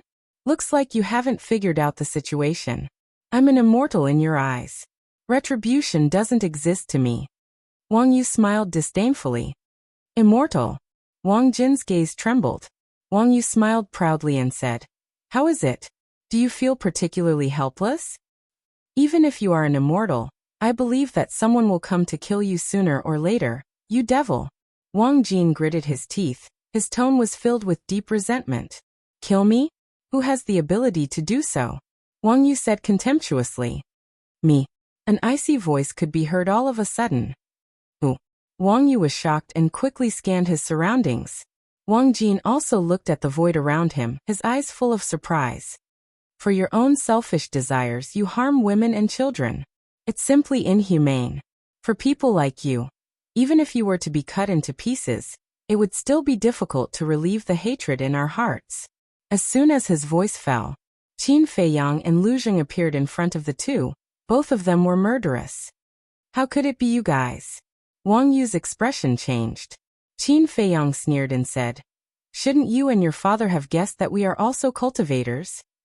Go to hell. Wang Yu's eyes flashed with killing intent, and he slapped at Qin Feiyang. With just you? Qin Feiyang smiled contemptuously. He slightly released his aura, and Wang Yu was blasted away, crashing into the stone wall behind him. Blood gushed out on the spot. So strong. Wang Yu's pupils shrank, and he hurriedly used a mysterious footwork to escape from the cave. Today, even if you go to heaven or hell, you can't escape. Qin Feiyang chased after him. Lu Zheng glanced at Wang Yu's back coldly. He took out a dagger from his Qianquan bag and cut off the iron chain on Wang Jin. Then he turned around, took out a set of clothes, and handed it to Wang Jin, saying, Put it on. Wang Jin glanced at Lu Zheng, took the clothes, and quickly put them on. Then, she looked at Lu Zheng nervously and asked, May I ask who you are? Lu Zheng turned to look at her and said with a smile, Don't be nervous. We are your brother's friends. He asked us to come here specially to find you. Xiaojie's friends? Wang Jin was in a daze. Why didn't she know that her little brother had these two friends? And they didn't look like simple people. Suddenly, her expression changed and she exclaimed, Oh no, Wang Yu is an immortal. Tell your friend to stop chasing. Immortal. Lu Zheng said disdainfully. If Wang Yu is an immortal, then my little cousin is a god. A god? Wang Jin was dumbfounded, and her face was full of awe. Do you really believe it? Lu Zheng was a little helpless and said, Come out with me. After saying that, he strode outside. Wang Jin hurriedly followed. When she walked out of the cave, she saw Qin Feiyang blocking in front of Wang Yu. Both of them were standing in the air. Immediately, she was dumbfounded. He could actually stand in the air without any support? Qin Feiyang looked at Wang Yu coldly and said, Don't say that I didn't give you a chance. Let me see how strong you, a so-called immortal, are. If these words were said by someone in the village, he wouldn't feel anything, but when it came from Qin Feiyang, he felt that it was especially ironic. Because he also knew that there were no immortals in this world. Qin Feiyang urged, Hurry up, weren't you very arrogant just now? Why don't you even have the guts to make a move now? Don't be arrogant. Wang Yu roared. Boom. He waved his hands, and a huge hand appeared in the air, exuding an apocalyptic aura. The mountains and rivers trembled. This was his battle art. And it was a perfect battle art. Roar. Following closely, another huge beast soared into the air from behind him. This was his battle soul. He used all his trump cards at once, showing how uneasy he was at the moment. Kill. Following his roar, the huge beast and the huge hand shook violently in the air, releasing an earth-shattering might, charging towards Qin Feiyang. Is this all you've got? Qin Feiyang smiled coldly. The holy aura of a 9-star battle saint rolled out, and the huge beast and the huge hand instantly disintegrated. Puff. Wang Yu spat out blood again. A dignified immortal only has this much strength? Qin Feiyang looked at him with contempt. Lu Zheng said to Wang Jin without turning his head. Did you see that? He's not an immortal at all, because he's also bleeding, and the blood flowing out is no different from your blood. So he's just like you, an ordinary person, but he knows how to cultivate. Wang Jin looked at the blood that Wang Yu spat out, and then looked at the blood on his body. It seemed that there was indeed no difference. Remember, there are no immortals in this world. And the so-called immortals are just a lie made by immortal he. Lu Zheng said lightly. Wang Jin nodded as if he didn't understand. He looked at Wang Yu again. At this moment his face was ashen. He didn't expect the other party to be so strong that he could disintegrate his battle soul and battle art with just holy aura. Who are you? Why are you meddling in other people's business? He roared, his face full of fear and anger. Qin Feiyang said. In the great Qin Empire, there are very few people who don't know me. Lu Zheng's face twitched. What a narcissistic guy. Are you very famous? Wang Yu asked in horror. Fame isn't important. What's important is anger. Now I'm very angry and I need to vent it. Qin Feiyang smiled coldly and stepped in front of Wang Yu. What are you going to do? Wang Yu retreated in panic and said, Let me tell you, if you dare to touch me, my father will not let you go. Don't count on him, because soon he can't even protect himself. After saying that, Qin Feiyang furiously punched Wang Yu's lower abdomen. With a crack, Wang Yu's sea of qi shattered on the spot. The heart-wrenching pain made his face contort, and he howled in pain. Do you know pain? Qin Feiyang grabbed his neck and asked. Wang Yu kept nodding, his face was full of pleading. Since you know pain, why do you treat her like this? Doesn't she know pain? Qin Feiyang pointed at Wang Jin and roared. He was like an enraged lion as he punched Wang Yu's mouth again. Ah! Wang Yu screamed in pain. The teeth in his mouth were shattered, and he spat out blood mixed with it. In the past, I thought I was already a cold-blooded person, but compared to you I'm too kind. Because I've never bullied a woman, let alone a woman without any cultivation. I won't be so despicable as to sully a woman's purity. You're not fit to be a human. Qin Feiyang roared, took out the Chang Shui, and slashed at Wang Yu's lower body. A certain part of his body was castrated on the spot, and blood gushed out. Ah! Wang Yu looked up to the sky and screamed like a pig being slaughtered. It was incomparably mournful. Qin Feiyang said, Tell me, do you regret it now? Wang Yu nodded repeatedly. The pain made him break out in cold sweat. Unfortunately, there's no medicine for regret in this world. Qin Feiyang laughed and turned to Lu Zheng saying, Bring her back to the village. Okay. Lu Zheng waved his hand, rolled up Wang Jin, and flew back to the village with Qin Feiyang. As for Wang Yu, Qin Feiyang didn't kill him. Like a little chick, he twisted him in his hand. Because this kind of scum wasn't worthy of him killing. Chapter 12:20. In the village, the old people were drinking tea and chatting together. The children were playing on the lawn. It was a peaceful scene. But when Qin Feiyang and Lu Zheng returned, the village immediately fell into chaos. Wang Jin. She's not dead. Everyone come and see. Jinna's back. Hearing the cries, the people rushed to Qin Feiyang and the other three. What's going on? Why does Jinna look so weak? And young Master Wang Yu? Why is he also covered in injuries? Little brothers, how did they become like this? What happened? When they saw Wang Jin and Wang Yu's situation, the people asked at once. Lu Zheng was about to speak. Don't say it. Qin Feiyang reached out to stop him. What's wrong? Lu Zheng was suspicious. Qin Feiyang said telepathically, Wang Jin is not married yet. If everyone knows that she has been abused by Wang Yu these days, how can she face others in the future? Lu Zheng was slightly taken aback and snickered inwardly. You're quite thoughtful. Qin Feiyang smiled faintly and said, Let's go directly to the village chief's house. Immediately, the two of them led Wang Jin and Wang Yu to the village chief's house. Little brothers, what's going on? Can you tell us? Seeing that Qin Feiyang and Lu Zheng were silent, the people asked anxiously.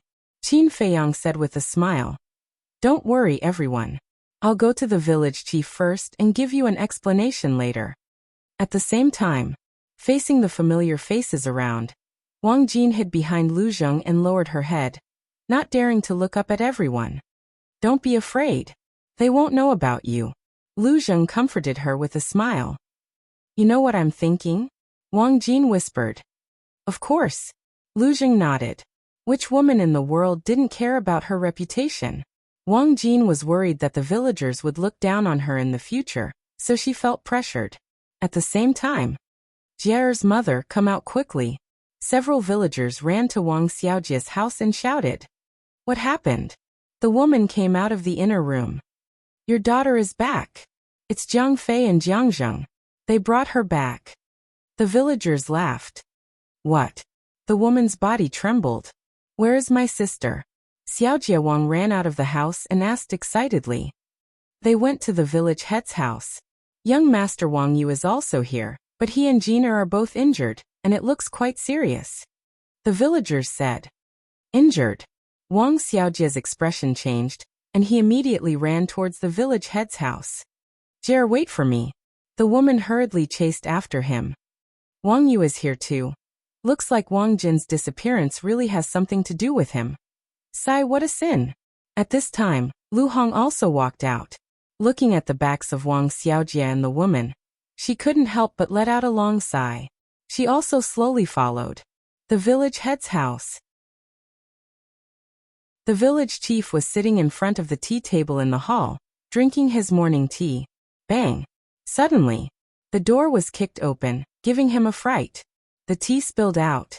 He thought it was Wang Yu and was about to get angry, because in this village, only Wang Yu dared to be so rude in front of him. But when he looked up, his expression suddenly froze. The teacup in his hand also fell to the ground and shattered into pieces. Qin Feiyang stood at the door, looked coldly at the village chief, and walked in with Wang Yu. Lu Zheng and Wang Jin followed closely behind. Close the door, Qin Feiyang said without turning his head. Wang Jin quickly turned around and closed the door. At this moment, there were already many people gathered outside the door. Looking at the closed door, they were all puzzled. Was there something that they couldn't know? In the hall, Qin Feiyang casually threw Wang Yu on the ground, walked to the tea table, and sat opposite the village chief. He chuckled and said, drinking morning tea, you really know how to enjoy it. The village chief frowned and pointed at Wang Yu. What do you mean by this? Don't you know what I mean? Lu Zheng sneered. The village chief's pupils constricted and he said in a deep voice, then what do you want? He didn't quibble, because Wang Jin was also there. As long as one wasn't a fool, one would know that Qin Feiyang and Wang Jin must have known the truth. Qin Feiyang said, kill him. Who? The village chief said. Qin Feiyang said with a smile. Aren't you asking the obvious? Of course it's your son. Father, don't. Wang Yu panicked and hurriedly cried out. Shut up. I've already told you not to mess around, but you didn't listen. Now you're afraid? The village chief shouted, his face as gloomy as water. Lu Zheng made a shushing gesture and said, lower your voice, there are many people outside. If they hear you, you and your son might have a hard time. A trace of disdain crawled up the village chief's face. I know. With your strength, you and your son don't take them seriously, but don't forget that we're here. Of course, if you have the confidence to kill us, then it's a different story. Lu Zheng joked. The village chief said in a deep voice, we're all cultivators. There's no need to make a fuss over some ordinary people. Qin Feiyang said with a faint smile. It's precisely because they're ordinary people that we intervened. Stop talking nonsense and do it. Impossible. The village chief shook his head. Qin Feiyang said, do you think you have a choice? Of course. The village chief chuckled and returned to his seat. Looking at Qin Feiyang and Wang Jin, he said lightly, I'm highly respected in the village, and you're just outsiders. If I tell everyone that you're the ones who kidnapped Wang Jin, who do you think they'll believe? Amazing, you can still make a false accusation. But Wang Jin is still alive. Someone will believe her words. Lu Zheng sneered. Ask. The village chief sneered and looked at Wang Jin. He asked with a smile, Jean, or tell Grandpa village chief who hurt you. Before you answer, you have to think carefully. Your brother and mother are very worried about you. It was obvious. He was threatening Wang Jin. If Wang Jin dared to speak the truth, he would kill her brother and mother. Wang Jin panicked and looked helplessly at Qin Feiyang and Lu Zheng. Lu Zheng stepped forward and stood in front of Wang Jin, blocking the village chief's gaze. He smiled and said, "Then tell me, what good solution do you have? Leave the village immediately. After you leave, we'll naturally let Wang Jin go. And I promise to take good care of her family in the future. It can be considered as making up for the harm you or caused her." The village chief smiled. Lu Zheng's gaze turned cold. He shouted, "Can this kind of harm be made up for by money and material goods? For these pitiful worms living at the bottom of society, what can't money and material goods replace?" The village chief said, his tone full of disdain. Lu Zheng shook his head and said, "You're too arrogant. Do you think that you can play with the dignity and fate of others just because you have some cultivation? The weak are prey to the strong. This has always been the law of survival in this world. As cultivators, you don't need this old man to remind you." The village chief sneered. "Indeed, I don't need you to remind me, but I have to remind you that if you don't kill Wang Yu now, you and your father will die later," Lu Zheng said with a grin. "Who do you think you're talking to?" The village chief's gaze turned cold, and a wisp of emperor's might emerged. War Emperor? Qin Feiyang and Lu Zheng were surprised. Moreover, when the village chief released his emperor's might, Qin Feiyang also felt a bloody aura that he hated. "Although I don't know your cultivation, you don't look old. No matter how strong you are, you can't be that strong. So, two young people, be sensible. Life is precious. Don't seek your own death." The village chief withdrew his emperor's might and looked at the two indifferently. Wang Yu was no longer afraid. He stood up and stood behind the village chief, looking at Qin Feiyang and the other two mockingly. Lu Zheng transmitted his voice. "Have you determined his cultivation?" "1-star War Emperor," Qin Feiyang thought. However, he was extremely confused. What was that bloody aura that he hated? Lu Zheng's pupils shrank. Not simple. There was actually a 1-star War Emperor hiding in a village. But why were the father and son hiding in this village? The village chief looked at the two arrogantly and said, "This old man's patience is limited. Get lost now." "You're going too far?" Qin Feiyang's gaze turned cold. Viper and Dan Wangkai immediately appeared. The father and son were shocked. There were companions? "A mere war emperor dares to be arrogant in front of our young master. You have guts." The two sneered and released a wisp of emperor's might. "War Emperor? He actually has 2 war emperors with him." The village chief's gaze trembled. What surprised him the most was the way Viper and Dan Wangkai addressed Qin Feiyang. "Young master." Although it was just a simple address, the hidden meaning behind it was extraordinary. Only the direct descendants of some super forces would be addressed this way. "Who are you?" The village chief looked at Qin Feiyang in shock. Viper snorted coldly and said, "Someone you can't afford to offend. Immediately do as the young master says. Otherwise, don't blame us for being impolite." The village chief's expression changed. He looked at Qin Feiyang pleadingly and said, "Can you change the conditions? I only have 1 son." "What does it have to do with me?" Qin Feiyang said indifferently. The village chief looked flustered. Suddenly, he seemed to have thought of a plan. His eyes lit up as he looked at Qin Feiyang and said, "How about this? I'll let Wang Yu marry Wang Jin and promise to treat her well for the rest of their lives." Yes. "I'll treat her well and hold her in the palm of my hand." Wang Yu also quickly promised. "I don't want to." Wang Jin shook her head. Her eyes were filled with hatred. Wang Yu said angrily, "Wang Jin, don't be stubborn. No one will be willing to marry you in your current state except for me." Lu Zheng said indifferently, "I'm willing to marry her." "You?" Wang Yu glared at Lu Zheng angrily. Qin Feiyang, Viper, and Dan Wangkai also looked at Lu Zheng in surprise. Wang Jin's face was also full of shock. Lu Zheng coughed dryly and said to Qin Feiyang and the other two telepathically, "Don't misunderstand. I'm just saying this to comfort her, so that she won't be sad." Qin Feiyang glanced at Wang Jin and said to himself, "Of course I won't misunderstand, but I'm afraid that she'll take it seriously." "She won't, right?" Lu Zheng glanced at Wang Jin from the corner of his eyes, feeling a little guilty. Chapter 12:21. The village chief clenched his fists. This was a blatant slap to his face. He stared at Qin Feiyang gloomily and asked, "Is there really no room for negotiation?" "No." Qin Feiyang shook his head with an indifferent expression. The village chief said in a low voice, "Then if I kill him, will you let me go?" "Father." Wang Yu's body trembled as he looked at the village chief in disbelief. "Shut up."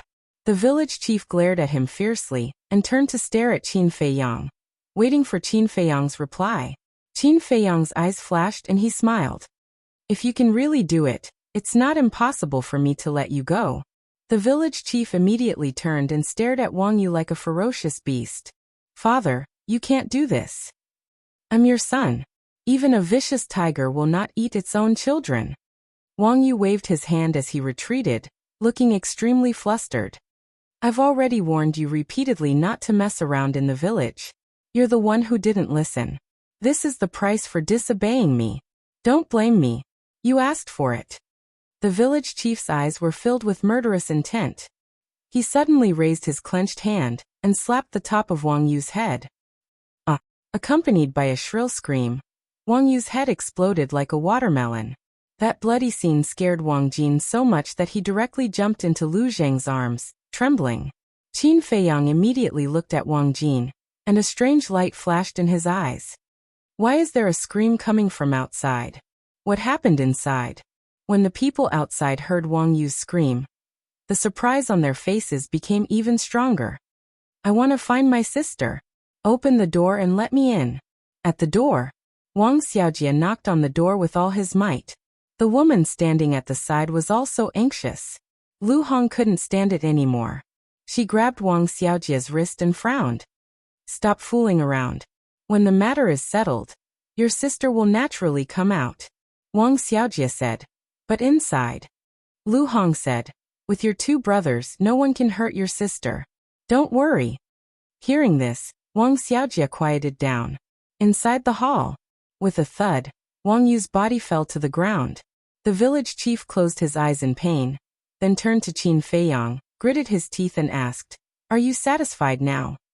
Qin Feiyang said indifferently, "You should be asking Wang Jin man if he's satisfied, not me." Village chief looked at Wang Jin and said, "I've already killed this bastard. Can you forgive me?" Wang Jin glanced at Wang Yu and saw the blood on the ground. Her face turned pale, and she hid in Lu Zheng's arms again. Qin Feiyang said, "It seems that she can't forgive you." The village chief's expression changed and he said angrily, "But you promised me just now that as long as I kill him, you will let me go." Dan Wangkai sneered, "You're getting old. Is there something wrong with your ears?" "My young master only said that it's not impossible to let you go, but he didn't say that he must let you go." The village chief's face turned pale. Qin Feiyang looked at Lu Zheng and said, "I have something to ask him. Take her out first." "Okay." Lu Zheng nodded, turned around, and helped Wang Jin to the door. When the door was opened, Wang Xiaojie and the woman immediately ran in. "Sister." "Jin." Lu Zheng raised his eyebrows and hurriedly led Wang Jin out. Then, he closed the door so that no one would see the bloody scene inside. Qin Feiyang retracted his gaze and looked at the village chief. "Tell me, why are you and your father hiding here?" The village chief hurriedly said, "We're tired of the killing outside, so we're living in seclusion here for peace and happiness." "Do you think I'll believe you? If you're really tired of killing, why are you running amok here?" Qin Feiyang sneered. "I'm not. You can go and ask everyone. Everyone can see how good I am to them."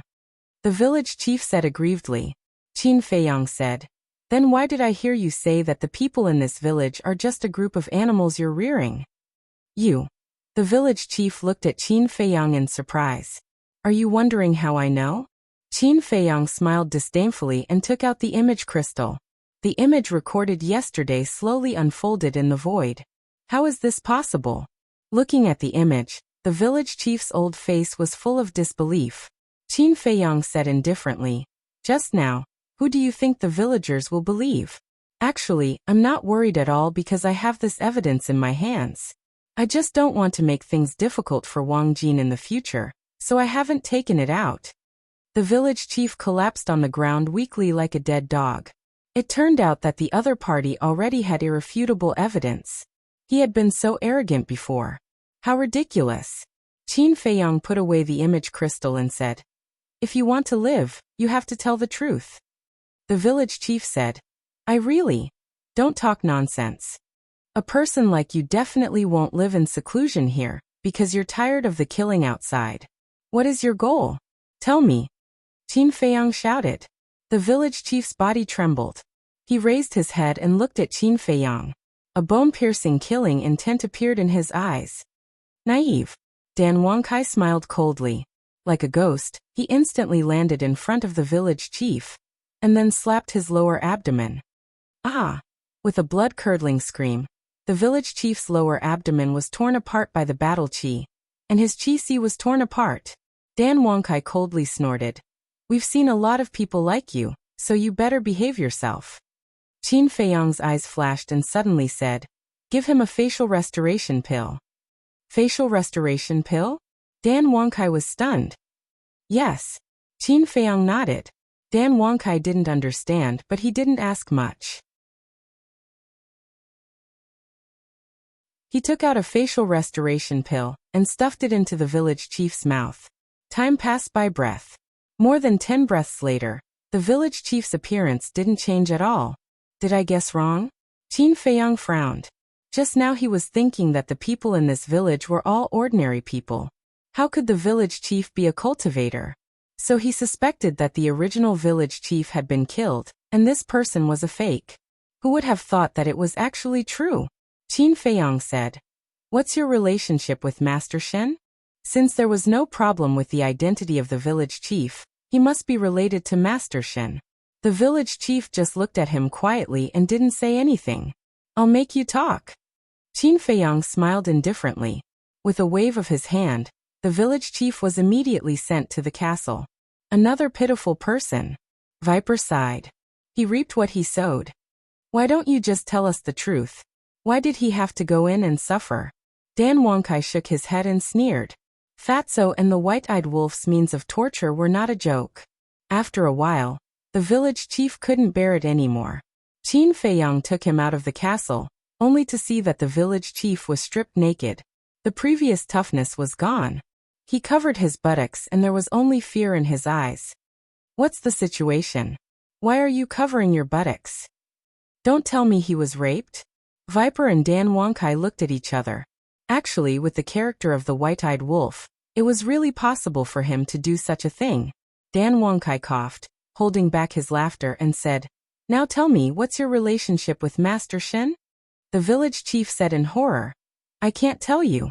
If I tell you, even if you don't kill me, they won't let me go." They? Qin Feiyang raised his eyebrows. It turned out that it was not only Master Shen, there were others. "Who are you talking about?" Dan Wangkai asked. "I really can't tell you. Kill me, please." The village chief shook his head and looked at the three of them. Dan Wangkai grinned and said, "It seems that you still want to go to the castle." No, I'll tell you. The village chief hurriedly waved his hand in horror. To think that he was raped at such an old age? He had lost all his face. "Then tell me quickly," Dan Wangkai said angrily. His patience was almost worn out. The village chief quivered and said, "I don't know who they are. I only know that they belong to a mysterious organization, and they are very strong. Even you are not their opponents." Dan Wangkai and Viper looked at each other. So scary? As for Qin Feiyang, he leaned back in his seat and remained silent, as if he was thinking about something. The village chief said, "Master Shen is a 5-star combat emperor, and Master Shen is the weakest among them." A 5-star combat emperor is the weakest? This time, even Qin Feiyang could not stay calm. He suddenly stood up, his eyes full of shock. He did not expect that there was such a terrifying and mysterious force in the great Qin Empire. Wait. Could it be the remnants of the Heavenly Sun Empire? The more he thought about it, the more Qin Feiyang felt that it was possible. Because other than the Great Qin Empire, only the former Heavenly Sun Empire could cultivate so many experts. Continue asking. After a while, Qin Feiyang said to Dan Wangkai and returned to the chair, lost in thought. Dan Wangkai looked at the village chief and said, "How did you know them?" "I don't know. Because before me, the people in our village already knew them," the village chief said. Dan Wangkai was slightly stunned and frowned. "Everyone in the village knows?" The village chief waved his hand and said, No, I didn't make it clear. All the village chiefs know. The other villagers don't know." "You mean all the village chiefs of this village are related to that mysterious organization?" Dan Wangkai said. "Yes. We take orders from them, and they give us elixirs and battle arts to help us cultivate." The village chief nodded. Dan Wangkai said, "What do they want you to do?" The village chief said, "You don't have to do anything. You just have to manage this village and not let the villagers go to the outside world or contact the outside world." "So it was you who created this isolated village. But what right do you have to do this? They are humans, not animals. They have their own choices and freedom, understand?" Dan Wangkai said angrily. Yes. The village chief nodded repeatedly. Dan Wangkai took a deep breath and asked, "Where are the previous village chiefs now?" The village chief said, "They all entered that mysterious organization in the end and never appeared again." Dan Wangkai said, "Do you know where that mysterious organization is?" The village chief shook his head. "It seems that we have to start with this Master Shen," Dan Wangkai said in a low voice. "We heard from Wang Xiaojie and his mother that every 2 years Master Shen would come to the village to recruit disciples, right?" "Yes." The village chief nodded. Dan Wangkai said, "Then are the children in the village really there to cultivate, or is there some other purpose?" "I don't know." The village chief shook his head. Dan Wangkai asked, "When will Master Shen come next time?" The village chief thought and said, "For months." "For months," Dan Wangkai murmured and turned to look at Qin Feiyang. Qin Feiyang had been thinking, and his brows were tightly knitted together. Seeing this, Dan Wangkai didn't disturb him and waited quietly. Time passed little by little. Suddenly,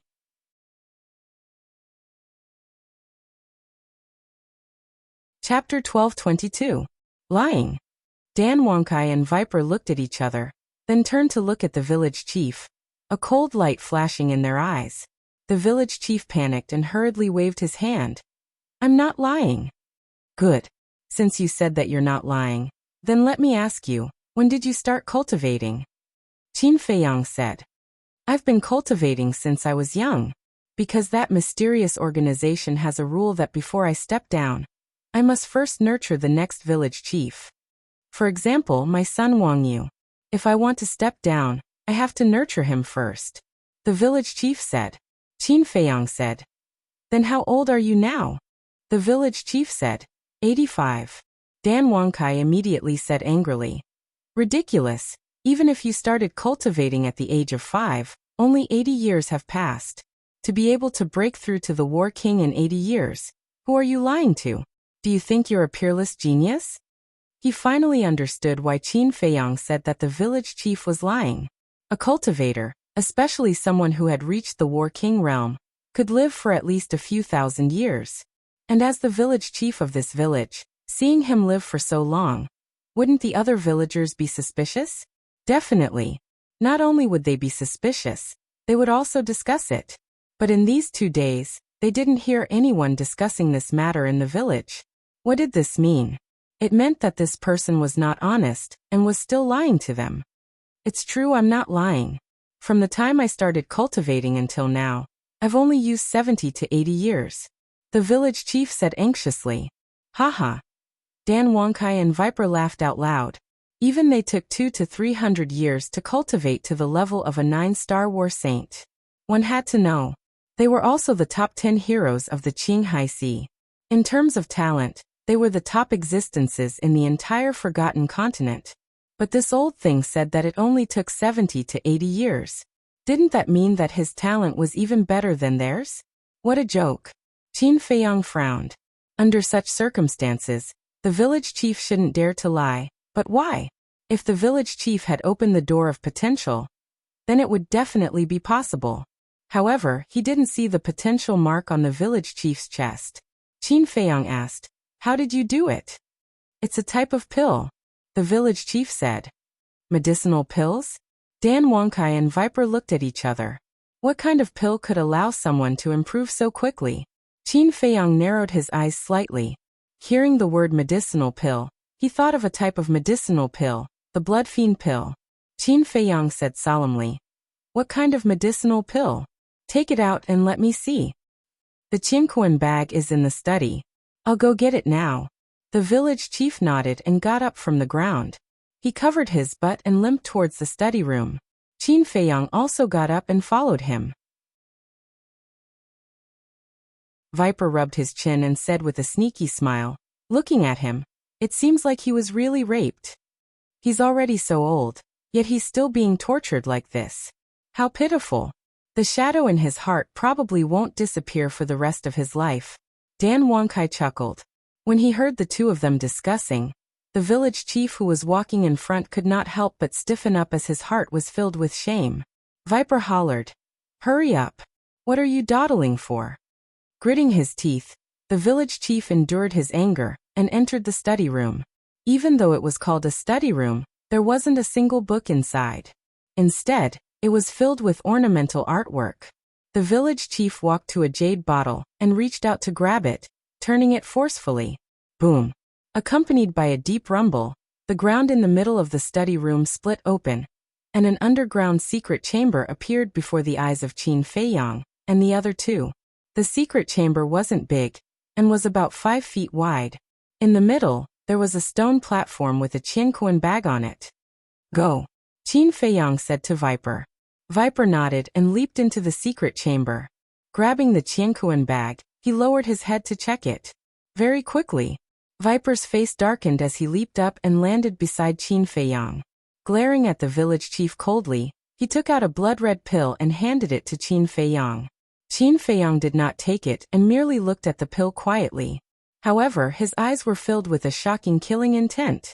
The pill was blood-red as though it was condensed from fresh blood, and emitted a shocking malevolent aura. That was right. That was the blood termination pill. Furthermore, there were 3 pill patterns on the blood termination pill. "He's worse than a beast." Dan Wangkai was enraged as well. He turned to the village chief and hollered, "Do you know what that pill is?" The village chief shook his head. Dan Wangkai hollered, "That's a blood termination pill. It's refined from human flesh. Do you know that?" As one of the 10 greats of Azure Sea, be it Viper or Dan Wangkai, their hands were stained with blood. However, they had never thought of refining a blood termination pill. That was because the word evil was no longer needed to describe the refinement of a blood termination pill. It was completely heartless and inhumane. Human flesh. The village chief's body shuddered as he stared at the blood termination pill and vomited. In the past, he only knew that this pill was magical, but he had never thought that it was refined from human flesh.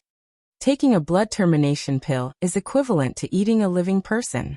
In the past 70 or 80 years, how many people have you eaten? Dan Wangkai said in disgust. For this kind of person, even if he was cut into 1,000 pieces and crushed into ashes, it would still be difficult to resolve the hatred in his heart. The village chief's mind trembled as he vomited even more violently. Viper said, "Your son broke through to 1-star battle saint so quickly. He must have also taken a blood termination pill." The village chief nodded.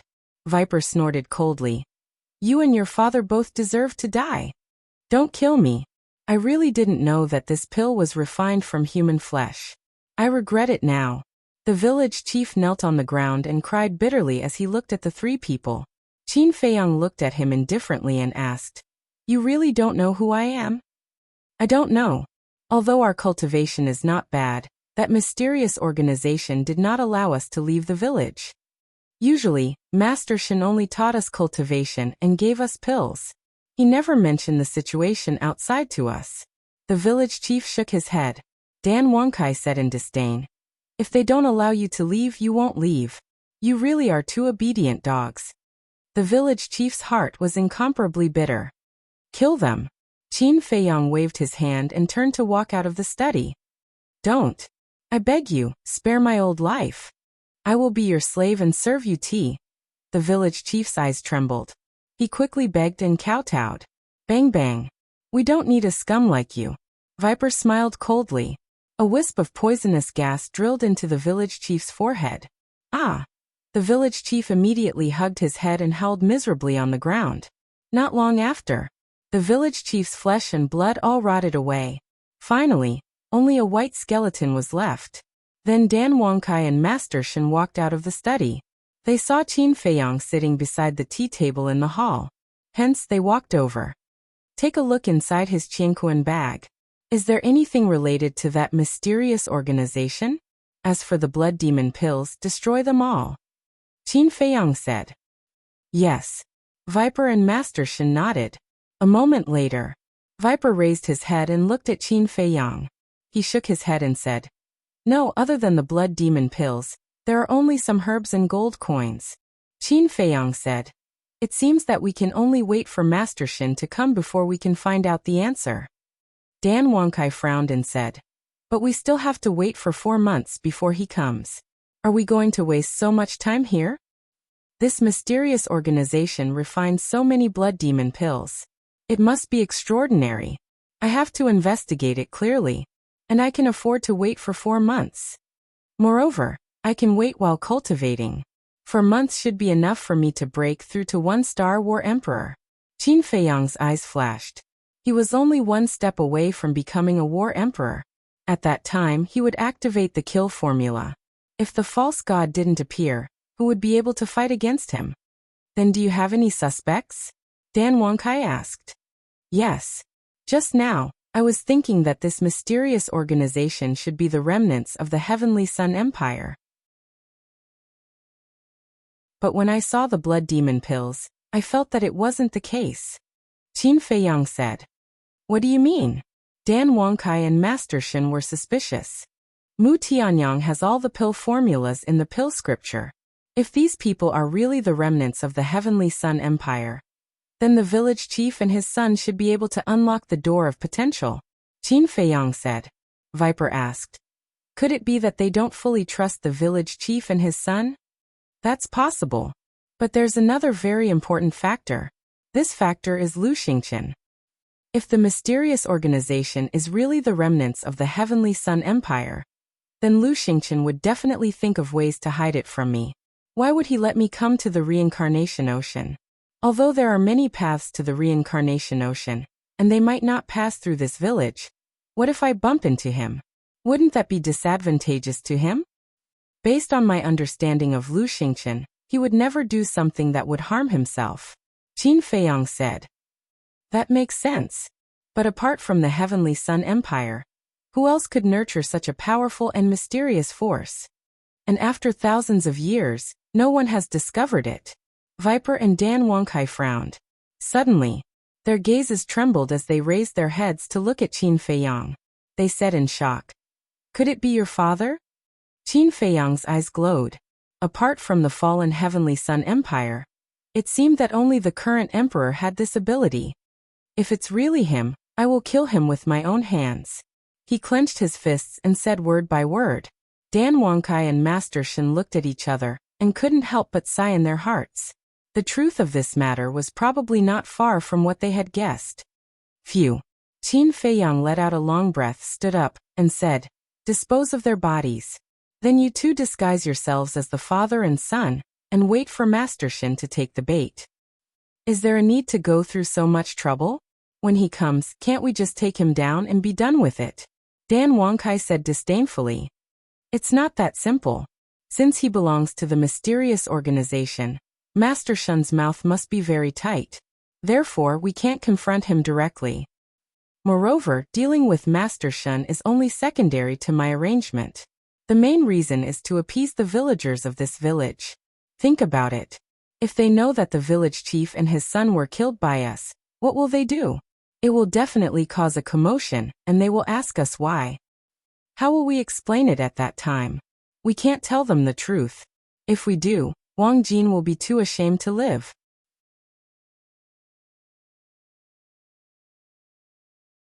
Chapter 12:23. They'll find out about the death of the village chief and his son sooner or later.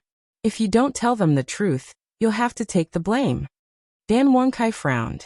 That's right. Viper nodded. When the villagers found out about the death of the village chief and his son, they would definitely think of what happened today. By then, they would naturally think that they were the ones who killed the father and son. If they told them the truth, the villagers would definitely thank them. However, if they didn't tell them the truth, the villagers would definitely hate them. They might even be labeled as someone who killed the innocent and disregarded human life. This was a stark contrast. We can only protect Wang Jin's reputation. Even if I have to take the blame, it doesn't matter. Qin Feiyang smiled faintly. Dan Wangkai and Viper smiled helplessly. Alright, you guys deal with it. I'll go find a place to cultivate in seclusion. Qin Feiyang waved his hand and opened the portal. He walked in without looking back. Sometimes the young master is scary, but sometimes he's touching. After the portal disappeared, Viper shook his head and sighed. Yeah, I don't think there are many people in the world who would go to such lengths for a person he met by chance. Let's not talk about it anymore. Let's deal with it quickly. Dan Wangkai smiled.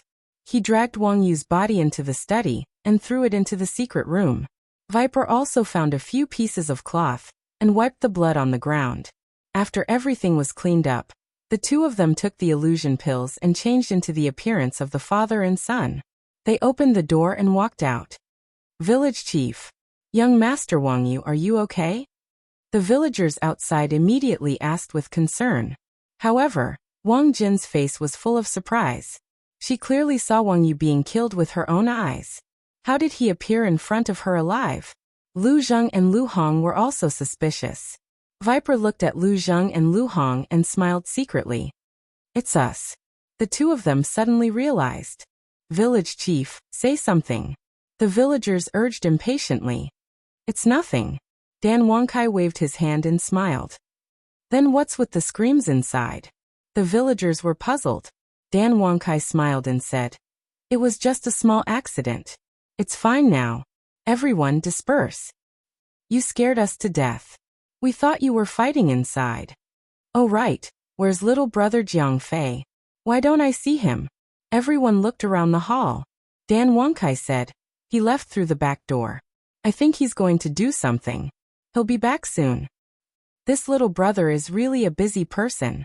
Yes, I've been in the village for 2 days, but I've only seen him once. You've seen him once, but I haven't even seen him once. Everyone began to talk at once. Dan Wangkai waved his hand again and said, all right, there will be more opportunities in the future. Let's disperse. All right, we'll get going then. Call us if you need anything. Everyone left in 2s and 3s. In the end, only Lu Zheng, Lu Hong, Wang Jin, Wang Xiaojia, and the woman were left. Dan Wangkai looked at Wang Xiaojia and the woman and said with a faint smile, you two go back first. The mother and son were a little hesitant. Dan Wangkai said, don't worry, Brother Jiang and Miss Lu will bring Jeaner back later.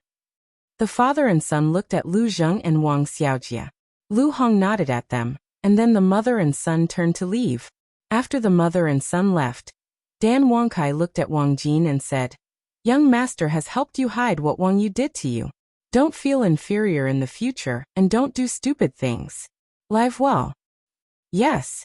Wang Jin nodded respectfully. Dan Wangkai continued. Also, if the villagers ask, what's with the injuries on your body? You were injured by a wild beast. Okay.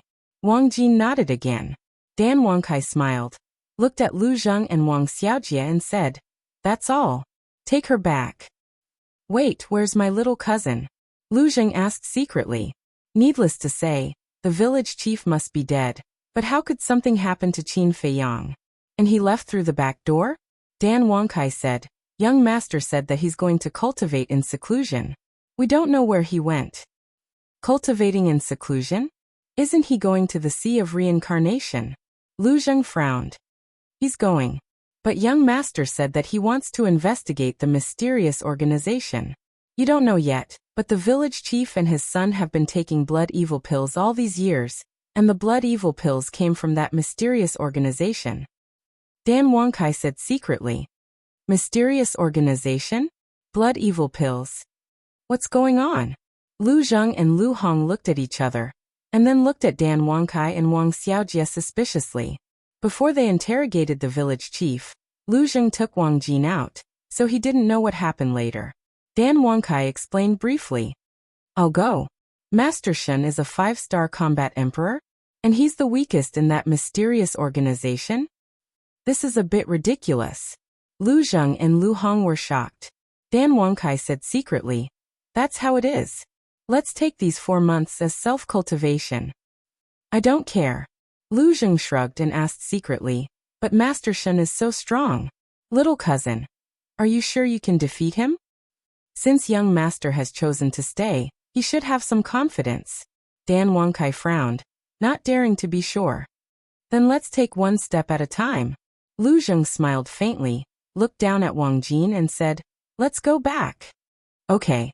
Wang Jin lowered her head and asked softly, are they the village chief and Wang Yu? This is a secret. I can't tell you for the time being. Anyway, they won't hurt you anymore. Lu Zheng smiled. Wang Jin breathed a sigh of relief and said gratefully with a red face, thank you. You're a good person. Ah. Lu Zheng laughed dryly. Then Lu Zheng and Wang Xiaojie left with Wang Jin. What young master is worried about might really happen. Looking at Wang Jin's back, Dan Wangkai whispered. What is young master worried about? Viper was suspicious. Have you forgotten so quickly? Not long ago, Wang Yu said that except for him, no one would be willing to marry Wang Jin. Lu Zheng said that he was willing. Look at Wang Jin now. She has already developed a dependence on Lu Zheng. I think Lu Zheng is going to be in trouble. Dan Wangkai smiled gloatingly. Viper looked up at Wang Jin's back, and his eyes darted around. Suddenly he grinned and said, if that's the case, then it's going to be interesting. Gradually, peace returned to the village. In the beginning, Wang Jin often sat alone in a daze, or hid in the house, unwilling to go out. After all, after such a thing happened, no matter which woman it was, she would definitely not be able to get over it in a short time. However, under Lu Zheng and Lu Hong's guidance, she slowly walked out of the shadows and regained a lot of vitality. Her mental outlook also gradually changed. However, as Dan Wangkai and Wang Xiaojie expected, Wang Jin's dependence on Lu Zheng became stronger, and she often stuck to him. She also served tea, washed clothes, and cooked. At first, Lu Zheng did not take it to heart. He only thought that Wang Jin did these things because she was grateful to him for saving her life. However, slowly he felt that something was amiss. Wasn't she being too passionate? Finally, one day, he accidentally saw Wang Jin sitting alone in the house and drawing a portrait of him. Moreover, Wang Jin's eyes were filled with adoration when she looked at him in the portrait. He immediately realized that something was wrong. However, he could not bear to say it out loud. Wang Jin had just recovered. If he confessed directly, it would definitely hurt her again. Therefore, he went to Lu Hong and Dan Wangkai for help. Would the three of them help? Definitely not. They all looked like they were watching a show. This made him very angry. He sent a message to Qin Feiyang, but Qin Feiyang could not be bothered with him. There was no other way. He could only slowly distance himself from Wang Jin. He wanted to use this attitude to let Wang Jin understand his feelings. However, not only did Wang Jin not understand what he meant, but she also stuck to him even more. This caused him to be worried. It was as if he was playing hide-and-seek with Wang Jin all day long. As soon as he saw Wang Jin appear, he would immediately run away. As for Dan Wangkai and Viper, they usually cultivated in the house. They would only go out if there was something important. As for Lu Hong, she often interacted with the villagers. Sometimes, she even accompanied the villagers to go hunting. After a while, everyone became familiar with each other. The villagers here also liked her very much. Not only was she beautiful, but she was also very sensible. However, she did not forget to cultivate. Usually, when it was late at night, she would leave the village alone and find a place to cultivate in silence. There was also Wang Xiaojia. Ever since he saw the methods of Qin Feiyang and the other two, he admired the three of them. In the beginning, because he was still unfamiliar with them, he was too embarrassed to ask. However, after he became familiar with Lu Hong and the other two, he pestered the two of them every day to teach him cultivation. No matter what Lu Hong wanted to do, she had to ask Qin Feiyang first. This had already become a habit, so she did not agree easily. As for Lu Zheng, in order to avoid Wang Jin, he lived in fear all day long, and was even on the verge of collapse. How could he be in the mood to teach Wang Xiaojia? If it were not for the fact that he had to investigate that mysterious organization, he would have left. So, whenever Wang Xiaojia mentioned that he wanted to cultivate, he would directly ignore him or push the blame to Qin Feiyang. What he meant was, if you want to cultivate, you can go to your uncle Jiang Fei first. If he agrees, I will teach you. Later, Wang Xiaojia squatted at the entrance of the village every day, waiting for Qin Feiyang to return. But day after day, let alone Qin Feiyang, there was not even a shadow of him. Just like that. For months passed. Early in the morning, outside the village, in a mountain stream hundreds of miles away, a terrifying emperor's aura suddenly erupted. The fierce beasts within 100 miles were all alarmed. Looking at a short mountain that was dozens of feet high, their fierce eyes were full of awe. On a blue stone at the top of the mountain, a young man in white was sitting cross-legged. He looked to be about 23 or 24 years old. His eyes were closed, and his facial features were as sharp as knives. His two sword-like eyebrows exuded a threatening aura. In the impression of these fierce beasts, this young man in white came 4 months ago. At that time they were still thinking, how could a human be so stupid as to take the initiative to come to their door? But when they swarmed up and were ready to enjoy this delicious meal, a strange thing happened. This human, with just a wave of his hand, killed several nearby saint beasts. This frightened them and they all fled for their lives. However, they did not know if this human was kind or not, but he did not chase after them. Since then they did not dare to act rashly again. And the young man in white had been cultivating on the top of the mountain, never leaving half a step.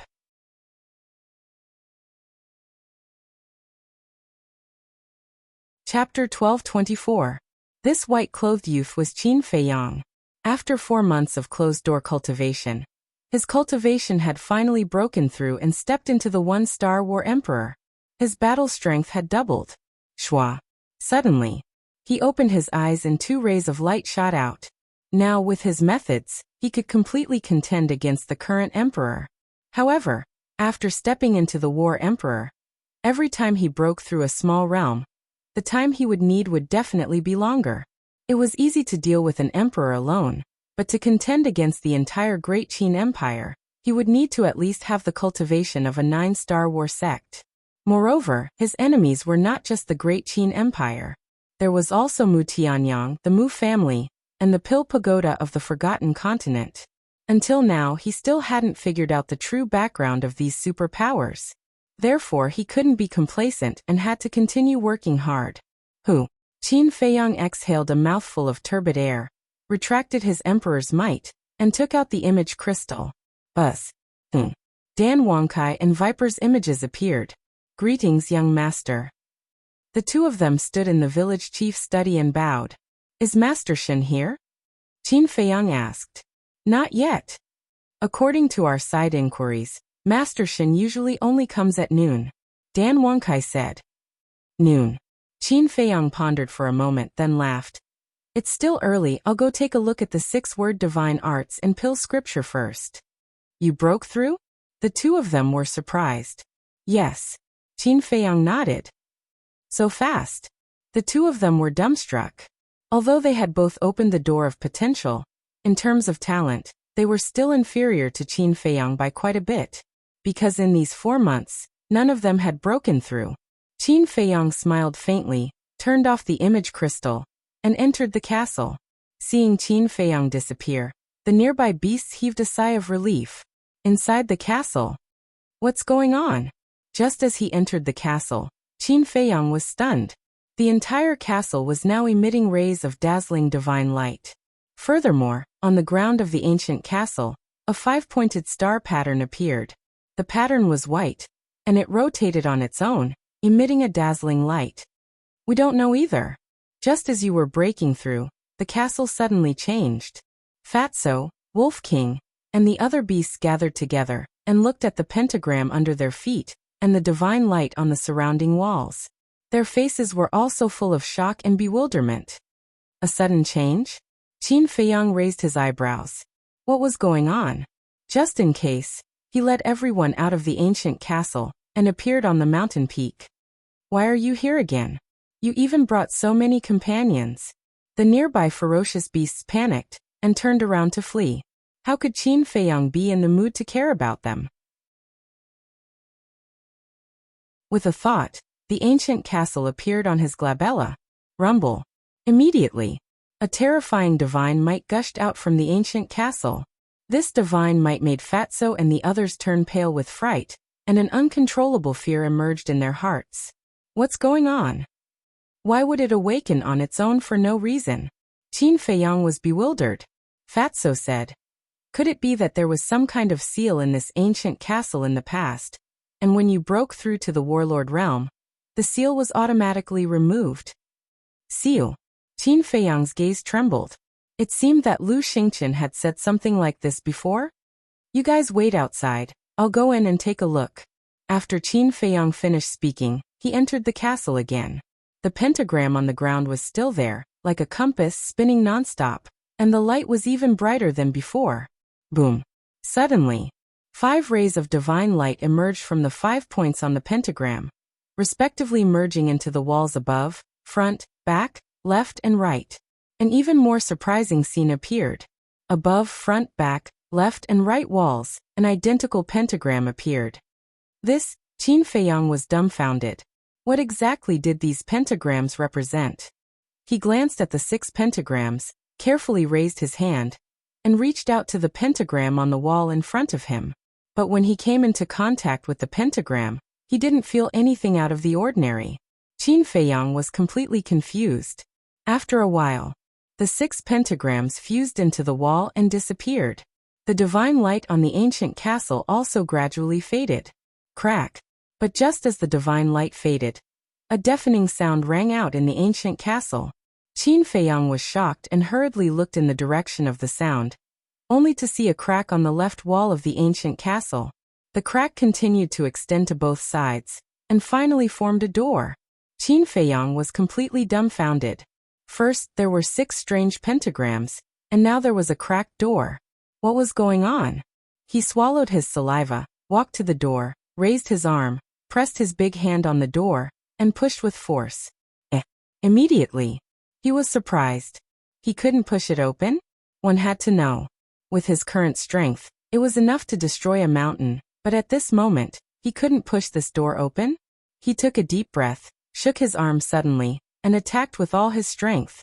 But the door in front of him still didn't move. This? Qin Feiyang was dumbfounded. A door appeared, but he couldn't open it? What was behind this door? He tried a few more times, but still couldn't open it, so he left the ancient castle. How is it? Fatso and others quickly surrounded him. It's so strange. Qin Feiyang shook his head. What's strange? Everyone was surprised. When I went in just now, pentagrams also appeared on the other 5 walls, and a stone door appeared on one of the walls. Qin Feiyang said. Stone door. Everyone's eyes widened. This was too strange, wasn't it? Qin Feiyang waved his hand, and the ancient castle fell into his palm, and the divine light on it gradually faded. Fatso glanced at the ancient castle and said, although I don't know what's going on, something must have happened to it. Qin Feiyang nodded. With a thought, the ancient castle turned into a ray of black light and entered the space between his eyebrows. And just as the ancient castle entered the space between his eyebrows, a huge amount of information poured into his mind like a tide. And Qin Feiyang was stunned, and quickly closed his eyes to check the information. Gradually, his face was filled with ecstasy. What's going on? Seeing this, Fatty Wolf King and the other beasts stared at him suspiciously, but they didn't say anything, because they knew that Qin Feiyang must have found something. Suddenly, Qin Feiyang let out a cry of surprise, and even his breathing became rapid. Fatso and Wolf King were even more curious. So that's how it is. Haha. So that's how it is. A moment later, Qin Feiyang suddenly burst into laughter. His face was filled with excitement, and he was so excited that his speech became somewhat incoherent. Little Qinzi, what do you know? Quick, tell us. White-eyed Wolf urged impatiently. Yes, tell us quickly. Let's have fun together. Fatso said. Qin Feiyang suddenly opened his eyes, which were shining, and said with a smile. As you expected, the ancient castle has indeed changed, and it's an earth-shaking change. What change? Everyone was surprised. I'll take you to the ancient castle first. Qin Feiyang waved his hand, and everyone immediately appeared in the ancient castle. A door really did appear. Fatty, Wolf King, and the other beasts immediately noticed the stone door. They all gathered around it, their eyes filled with surprise. Can this be opened? The pangolin turned to Qin Feiyang and asked. It can't be opened. Qin Feiyang shook his head. Fatso waved his big sleeve and said arrogantly, Get out of the way. Fat Lord will have a try. Wolf King and the other beasts stepped aside. Fatso calmed down for a moment. Then the battle chi in his palm surged, and he suddenly slapped it. Boom. He used all his strength, but the stone door didn't move at all. Damn it. Fatso was dumbfounded on the spot. You're useless. Get out of the way. I'll do it. Wolf King glanced at Fatso disdainfully, walked to the door in high spirits, and slammed it with his paw. But the stone door didn't move at all. Wolf King was embarrassed. Why can't it be opened? Everyone was puzzled. Qin Feiyang shook his head and said with a smile. Don't bother. We can't open this door. Why? Fatso asked suspiciously. Qin Feiyang said. There is a seal on the door. I can only open it when I break through to the War God realm. There is really a seal? Fatso was surprised. Yes. Just now a message appeared in my mind. According to the message, there are a total of 3 seals in the ancient castle. The first seal seals the ancient castle's abilities such as movement, X-ray vision, sound transmission, and time array. As for the first seal, I need to break through to the 1-star War God realm. The second seal is this stone door. It needs to wait until I break through to the War God realm. As for the third seal, there is no record in the message. It might only appear when I open the second seal. Qin Feiyang said. I see. Everyone was enlightened. Spirit Snake Emperor said. Wait, you said movement, X-ray vision, sound transmission, and time array? What the hell are these? Are you stupid? Movement means that the ancient castle can move in the future. Wait, Fatso said proudly. However, he suddenly looked at Qin Feiyang and asked in surprise. You said that the ancient castle can move? Yes. Qin Feiyang nodded. Fatty was stunned for a moment before he asked. Does that mean that you can see what's outside with your X-ray vision? That's right. Qin Feiyang waved his hand. The space in front of him shook and an image quickly appeared. The image showed the peak of the mountain. This? Everyone looked at each other, and their eyes were filled with excitement. This is good. It will be easier to do things in the future, Qin Feiyang said with a smile. Now that the ancient castle is exposed, it will not sink on its own. I can control it as I wish. Can you move it for us to see? The fatty said with a curious look on his face. Qin Feiyang moved his mind, and the image in the image began to move backward. If there was a deity outside at this moment, he would be able to see a speck of dust moving rapidly in the sky above the mountain range. Fatso murmured. Isn't this the same as Lu Xingchen's spatial divine item? Yes. Qin Feiyang nodded and said. Now not only can the ancient castle move X-ray vision, it can also transmit sound transmission. How can it transmit sound transmission? Everyone was confused.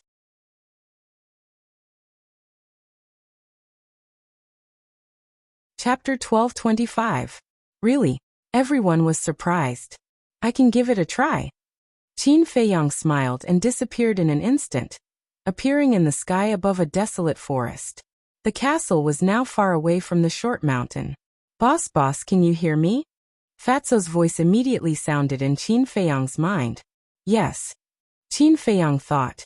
and his voice was clearly transmitted to Fatso's mind. Fatso was stunned, looked at Wolf King and the other beasts and said, "It really works? You guys try it too." Little Qin Zi. Qin Feiyang, brother Qin. Little Qin, brother Qin. Wolf King and the other beasts seemed to have found a fun toy, and they kept transmitting messages to Qin Feiyang, having a lot of fun. Qin Feiyang responded to them one by one, and then entered the castle again. He looked at everyone and said with a smile, "It's much more convenient now, right?" "Yes, it's convenient." Everyone nodded. Qin Feiyang said, "However, you can only transmit messages to me." "What do you mean?" Everyone was stunned. Qin Feiyang said, "For example, when Fatso and I are outside, you can only transmit messages to me, but not to Fatso." "Why?" Everyone was puzzled. "Because I'm the owner of the castle." Qin Feiyang smiled proudly. For a moment, everyone was unable to refute, but they all rolled their eyes. Fatso asked, "What's the time formation?" Qin Feiyang said in a deep voice, "This is serious. Before I tell you, you should be mentally prepared. I'm afraid you can't take it and go into shock on the spot." "Is it that serious?" Fatso was disdainful. "It's not serious at all," Qin Feiyang said. Seeing that Qin Feiyang didn't seem to be joking, everyone looked at each other, took a deep breath, looked at Qin Feiyang, and said in unison, "Tell us." Qin Feiyang said, "I can't understand the mystery of the time formation now, but it can change the time in the castle."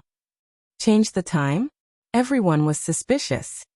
"It means that the time in the castle will be different from the time outside. According to the information, after the time formation appears, 10 days in the castle is 1 day outside." Qin Feiyang said. "What? Tell us what it means. What does that mean?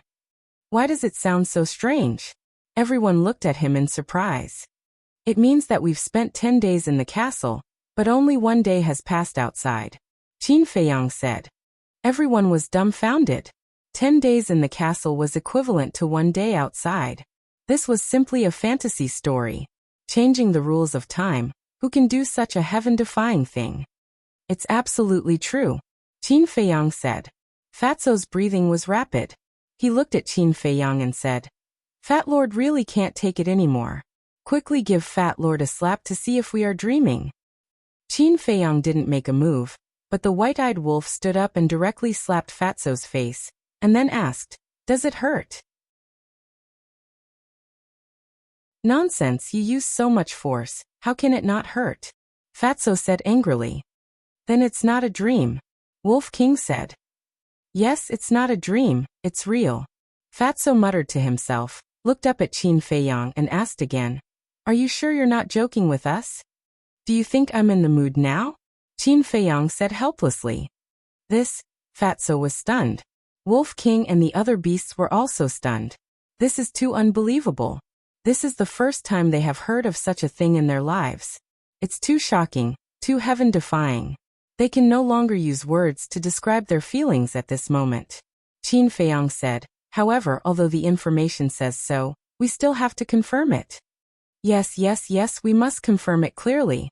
Fatso nodded repeatedly. "If it's true, then they will be rich." This was because they were basically cultivating in the castle. 10 days in the castle is 1 day outside. Then if they cultivate in the castle for 100 days, wouldn't only 10 days have passed outside? How much time would they save? Chirp. Suddenly, a high-pitched bird cry sounded. Everyone frowned. The bird's cry was sonorous and powerful. At a glance, one could tell that it was not a simple bird. Qin Feiyang waved his hand, and the scene in front of him moved. Suddenly, the scene was locked on the sky above a river. Above the river, there was a huge ferocious bird, spreading its wings and flying. The ferocious bird was snow-white, with a long neck and a pair of sharp claws under its feet, emitting a terrifying cold light. On the back of the ferocious bird, there was an old man. The old man was wearing a pure white robe, fluttering in the wind. He held a horsetail whisk in his hand, with a kind face, and exuded an immortal aura. "Very strong." Fatso's pupils shrank. Qin Feiyang said, "He is Immortal Crane, a 5-star war emperor." "So it's him." Everyone nodded in realization. Fatso suddenly raised his eyebrows and said, That's not right. Didn't Dan Wangkai say that he usually comes at noon? He should have come early. I have to go to the village immediately. You guys calculate the time carefully. I want to see if the castle is so magical now, Qin Feiyang said. Everyone nodded. Swish. Qin Feiyang flashed and appeared above the barren forest. But as soon as he came out, he couldn't help but be stunned. That's not right. He could have driven the castle to follow him. Why did he have to come out? Immediately. He shook his head with a wry smile. The changes in the castle were too sudden. He still couldn't adapt. But since he had already come out, there was no need to go in again. Swish. He opened a portal and directly arrived at the village chief's house. Dan Wangkai and Viper were both meditating with their eyes closed. When they sensed Qin Feiyang's aura, they immediately opened their eyes and said with a smile, "You're back. What's the fourth divine art?" "I haven't had time to see it yet," Qin Feiyang said. "What's wrong?" The two of them were suspicious. Qin Feiyang said, "Immortal Crane is here. You guys get ready. Don't give yourself away." "So early?" The two of them raised their eyebrows. "I saw it with my own eyes just now. I'll go out first.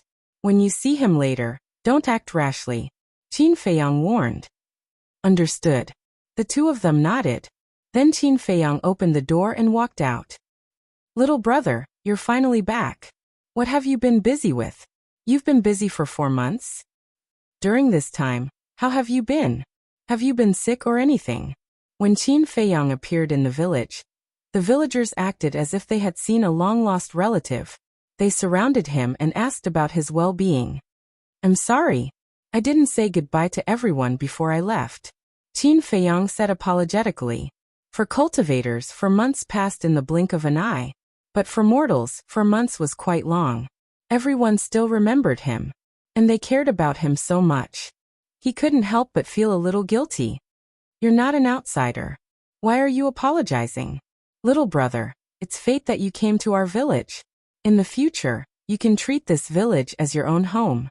You don't have to be polite with us. Being polite will make us unfamiliar," someone said with dissatisfaction. Yes, Qin Feiyang nodded again and again. Except for the village chief and his son, the people here all had simple and kind hearts. It could be said that people like them were almost extinct in the outside world. So, he would never allow Master Shen and the mysterious organization to continue to hurt the people here. Chirp. Suddenly, a loud and clear chirp of a crane sounded outside the village. The chirp of a crane. "It's Master Shen. Master Shen is here. Everyone, quickly inform everyone to gather here." The whole village suddenly boiled up. Everyone's face was full of joy and awe. A villager looked at Qin Feiyang and said with a smile, "Little brother, do you know Master Shen?" "I've heard about him from Jia," Qin Feiyang said calmly. "Let me tell you, this Master Shen is a real immortal. Yes, Master Shen is omnipotent. When you see him later, you have to be careful with what you say." A few villagers warned him in a low voice. "Okay," Qin Feiyang nodded. But looking at everyone who was in high spirits, a sadness that could not be dispelled rose in his heart. This was ignorance. Of course. He also knew. These villagers were innocent. They couldn't be blamed. Blame the mysterious organization, Master Shen, and the previous village chiefs. These people were too abominable. In less than 100 breaths, almost all the people in the village rushed over. Old people, children, adults. Everyone was looking at the sky outside the village. Their eyes were full of expectation and respect. Although there were many people, no one spoke. It was very solemn. Dan Wangkai and Viper also came out and stood in the middle of the crowd to welcome Master Shen. Lu Hong and Lu Zheng also came. They stood beside Qin Feiyang and looked at the sky outside the village. Their eyes flashed with a trace of cold light. Chirp. Accompanied by the chirp of a crane, a white crane flapped its wings and flew into the sky above the village. "Greetings, Master Shen." The villagers all knelt on the ground as if they were on a pilgrimage. Seeing this, Dan Wangkai and Viper raised their eyebrows and turned to look at Qin Feiyang. One should know. They were the Blue Sea's 10 heroes. They didn't respect the heavens and earth. They couldn't kneel down to a mere practitioner. Of course. Qin Feiyang, Lu Zheng and Lu Hong couldn't do it either. Qin Feiyang's eyes flashed. He said to the four of them, "Just pretend." "Okay." The four of them secretly replied. Dan Wangkai and Viper bowed to welcome him. Qin Feiyang and the other two squatted on the ground. Anyway, there were so many people. Master Shen might not see them. The white crane stopped in the sky above the ancestral grave. It flapped its wings like a mythical beast, looking down at the villagers. Its big eyes were full of contempt. Sure enough, jackals of the same tribe. Qin Feiyang sneered. Like master, like mount. He could see through the white crane's cultivation at a glance. It was only a one-star combat emperor. "Get up." A hoarse laughter sounded, passing into everyone's ears. Everyone got up and looked at the back of the white crane. They saw an old man in white slowly stand up. Standing on the back of the white crane, he lowered his head and glanced at everyone. "After 2 years, we meet again. I don't know if anyone missed this immortal during these 2 years?" The old man laughed. He looked very kind and benevolent. However, Qin Feiyang and the others could see that there was a trace of contempt in his eyes. "This immortal? Damn, you can pretend."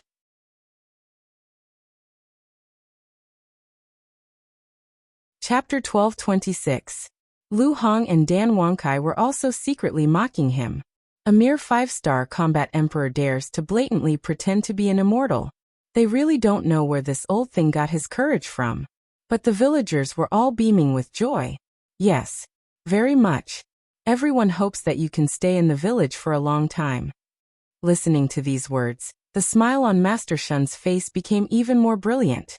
He said with a smile, "To tell you the truth, this immortal also wants to spend more time with everyone, but there is no other way. The affairs of the immortal world are busy. This immortal really can't leave." Immortal world? Qin Feiyang and the others were stunned. He even brought out the immortal world. This old bastard really doesn't feel the slightest bit ashamed. Lu Zheng secretly said, "Damn it, I really want to go up and slap him a few times."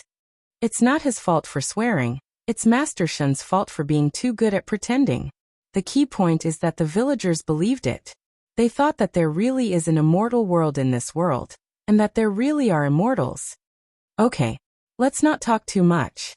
Old rules, let all the children from 10 to 18 years old stand out. Master Shen said. Dan Wangkai also shouted, "This is a good opportunity to become an immortal. Everyone hurry up. Become an immortal. Children, quickly go over. You must do your best. We depend on you to bring glory to our ancestors." Hearing Dan Wangkai's words, the parents immediately urged the children around them. Those children's faces were also full of longing. One by one rushed to Dan Wangkai and Viper's side. "Why don't you go?" Qin Feiyang turned to look at Wang Xiaojie and Wang Jin and asked suspiciously. Wang Xiaojie rubbed his small head and said with a silly smile, "I want to learn cultivation from you." "Us. We are not immortals, Master Shen is." Qin Feiyang laughed. Before I saw you, I still believed that he was an immortal, but now, I understand that there is no immortal in this world." Wang Xiaojie said disdainfully. "Ah." Qin Feiyang was surprised. He turned to look at Lu Hong and Lu Zheng and asked, "Did you tell him?" "No." The two shook their heads. Qin Feiyang was stunned. He looked at Wang Xiaojie and said with a smile, "Little guy, you have good awareness." "Hee. Then, big brother immortal, are you willing to accept me as your disciple?" "Don't worry, I'll work hard in my cultivation, and won't drag you down." Wang Xiaojie raised his small hand and vowed solemnly. "Of course." He spoke in a very low voice, afraid that the nearby villagers and Master Shen would hear him. Accepting a disciple? Qin Feiyang was taken aback. Lu Hong secretly laughed. He asked us to teach him cultivation a long time ago, but we ignored him. And these days he has been waiting for you at the village entrance. I see. Qin Feiyang was suddenly enlightened. He lowered his head and looked at Wang Xiaojie. He smiled and said, "Cultivation is very tiring." "I'm not afraid." Wang Xiaojie's gaze was firm. Although cultivation was very tiring, he could also protect his family. Qin Feiyang smiled and said, "You're not afraid, but I am." Do you know what I'm afraid of? Wang Xiaojie shook his head. Qin Feiyang said, I'm afraid of trouble, especially for a little kid like you. Who said I'm a little kid? I've grown up. I'm an adult. Big brother immortal, can you promise me? I promise I won't cause you trouble. Wang Xiaojie grabbed Qin Feiyang's hand and looked at him pitifully. Qin Feiyang shook his head and laughed. He ignored him and looked up at Master Shen. Wang Xiaojie looked at Lu Hong for help. Lu Hong shrugged helplessly. Wang Xiaojie looked at Lu Zheng again and whispered, Big brother Jiangzheng, you are his cousin. He will certainly listen to you. Can you help me? Good, he is indeed aware. Hearing this, Lu Zheng felt very comfortable. Since he's good, you can take him as your disciple, Qin Feiyang said lightly. Lu Zheng's face stiffened. He couldn't even take care of himself, let alone a little kid? Wasn't this looking for trouble? Lu Zheng coughed, touched Wang Xiaojie's head, and said with a meaningful smile, Child, ordinary is bliss, understand? No. Wang Xiaojie shook his head. Then come to me when you understand. Lu Zheng said. Wang Xiaojie said, You mean if I can understand the meaning of this sentence, you will take me as your disciple? Kind of. Lu Zheng nodded perfunctorily, but Wang Xiaojie took it seriously. He lowered his little head and pondered alone. Lu Zheng glanced at Wang Xiaojie and couldn't help but frown. Anything else? At this time, Master Shen asked. Dan Wangkai glanced at the crowd around, focused on Wang Xiaojie and Wang Jin, looked up at Master Shen, shook his head and said with a smile, No. At this time, there were more than 1,000 children gathered around Dan Wangkai and Master Shen. Master Shen said with a smile, Well, everyone line up. The group of children was immediately divided into 10 teams, with more than 100 people in each team, neatly arranged around the ancestral grave. Very good. Master Shen nodded with a gratified smile. He waved his old hand, and 10 streamers flew out of his sleeves and suspended in front of the children. These were 10 spirit stones, specially used to test the spiritual power. Master Shen said, I think everyone knows the rules, now let's start the test. Test one by one, don't worry. Dan Wangkai said with a smile to the children. The 10 children standing at the front immediately went up, put their hands on the spirit stones, and closed their eyes to meditate. Buzz. Soon. 3 of the spirit stones vibrated. In the end, a total of 3 vibrations, which meant that the 3 children all had level 3 spiritual power. Unqualified. Next batch. Dan Wangkai waved his hand. The 10 children suddenly retreated to the side in disappointment, and the second batch of children came up. Among this batch of children, there were 4 who had level 3 spiritual power. Of course, they were also unqualified. And among the third batch of children, there were 2 who had level 4 spiritual power. Amazing! Qin Feiyang secretly muttered. He remembered that the population of Iron Ox Town was not small, but people who reached level 3 spiritual power were very rare. It could even be said that they were 1 in 100. As for level 4 spiritual power, it was not an exaggeration to say that they were 1 in 1,000. And now, only the third batch of children was tested. In other words, a total of 30 people were tested, and there were 7 who had level 3 spiritual power, and 2 who had level 4 spiritual power. The people in this village were too incredible. However, to his surprise, Dan Wangkai announced that they were unqualified. What do you mean? Level 4 spiritual power is not qualified? Qin Feiyang frowned and said to Dan Wangkai, What level of spiritual power do you need to be qualified? Level 10. Dan Wangkai secretly said. Level 10? Isn't this higher than the requirements of temple and pill pagoda? Qin Feiyang was stunned. As an alchemist, he knew too much about spiritual power. Level 10 spiritual power was almost 1 in 10,000. Suddenly, Qin Feiyang seemed to think of something and secretly said, No, how do you know so clearly? I remember that the village chief and his son didn't seem to say this before they died, right? Dan Wangkai smiled and said, I beat around the bush and learned it from the villagers. They know about spiritual power? Qin Feiyang was surprised. Not to mention spiritual power, they don't even know what this spiritual stone is, because Master Shen has never explained it. But they can describe it. When I heard them describe the shape and color of the spiritual stone, I knew it was a spiritual stone. And they can observe that every time the spiritual stone trembles 10 times, it will be taken away by Master Shen. So I judge that only level 10 spiritual power is qualified. Dan Wangkai smiled and said. He was also the #1 alchemist in Qinghai. Naturally, he was quite familiar with spiritual stones. Qin Feiyang secretly smiled and said, "It seems that you and Viper haven't been idle in the village in the past 4 months. It could be said that it was both easy and difficult to find out about these things." Why did he say so?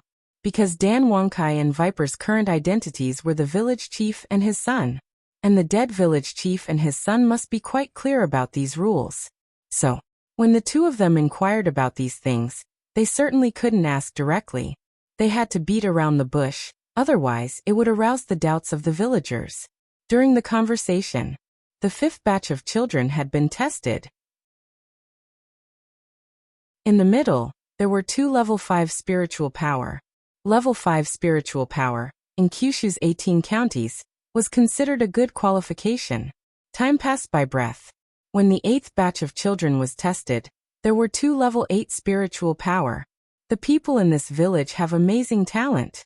Qin Feiyang sighed. Level 8 spiritual power, in the whole Great Qin Empire, can be regarded as the best. After a while, more than 1,000 children finally finished the test, but no one passed. The highest was a girl, 13 years old, level 9 spiritual power. This time it's not good. The smile on Master Shen's face disappeared. As a 5-star combat emperor, he certainly knew how rare a person with level 10 spiritual power was. But in the past, 1 or 2 could be found every time. But this year there was none. He looked at the girl with a trace of hesitation in his eyes. Suddenly he reached out and said, "Come here."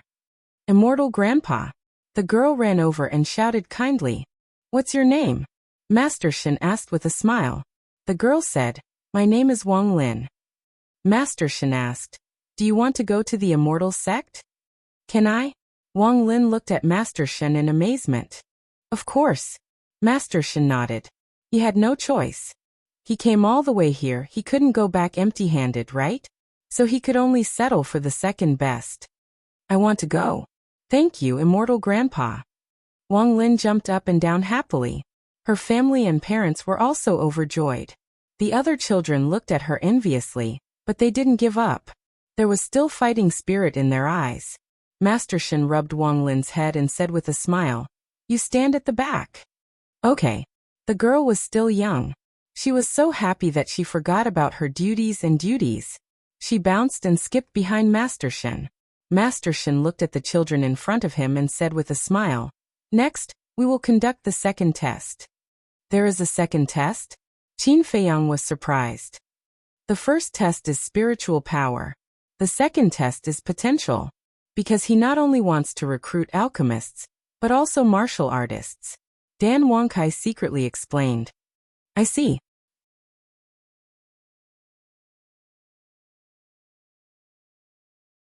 Chapter 1227. Dan Wangkai secretly said. Under Master Shen's pressure, they can hold on for 3 breaths. What? Qin Feiyang turned pale with fright. Master Shen is a 5-star combat emperor. How terrifying is his pressure? Let these children who have no cultivation base hold on for 3 breaths? What kind of joke is this? Although 3 breaths is very short, for these children, it is simply impossible. Moreover, this is an extremely dangerous thing. Dan Wangkai said.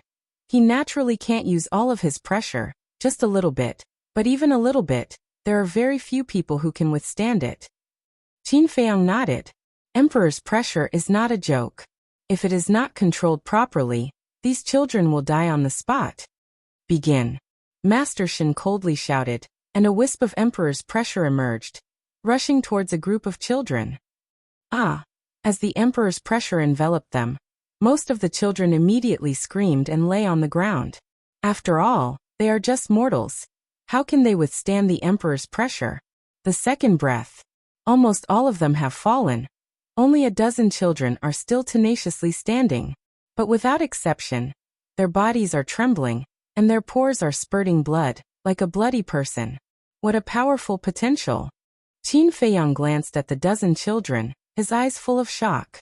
To be able to hold on for 2 breaths under the emperor's pressure, although it is only a wisp of emperor's pressure, it is enough to show that their talent is extraordinary. Moreover, they are not worse than those so-called geniuses in the imperial capital. This village is not simple. If everyone knows how to cultivate, if there is no mysterious organization control, it is hard to imagine, after thousands of years of development, how strong will this village be? These are all geniuses, and they are wasted like this.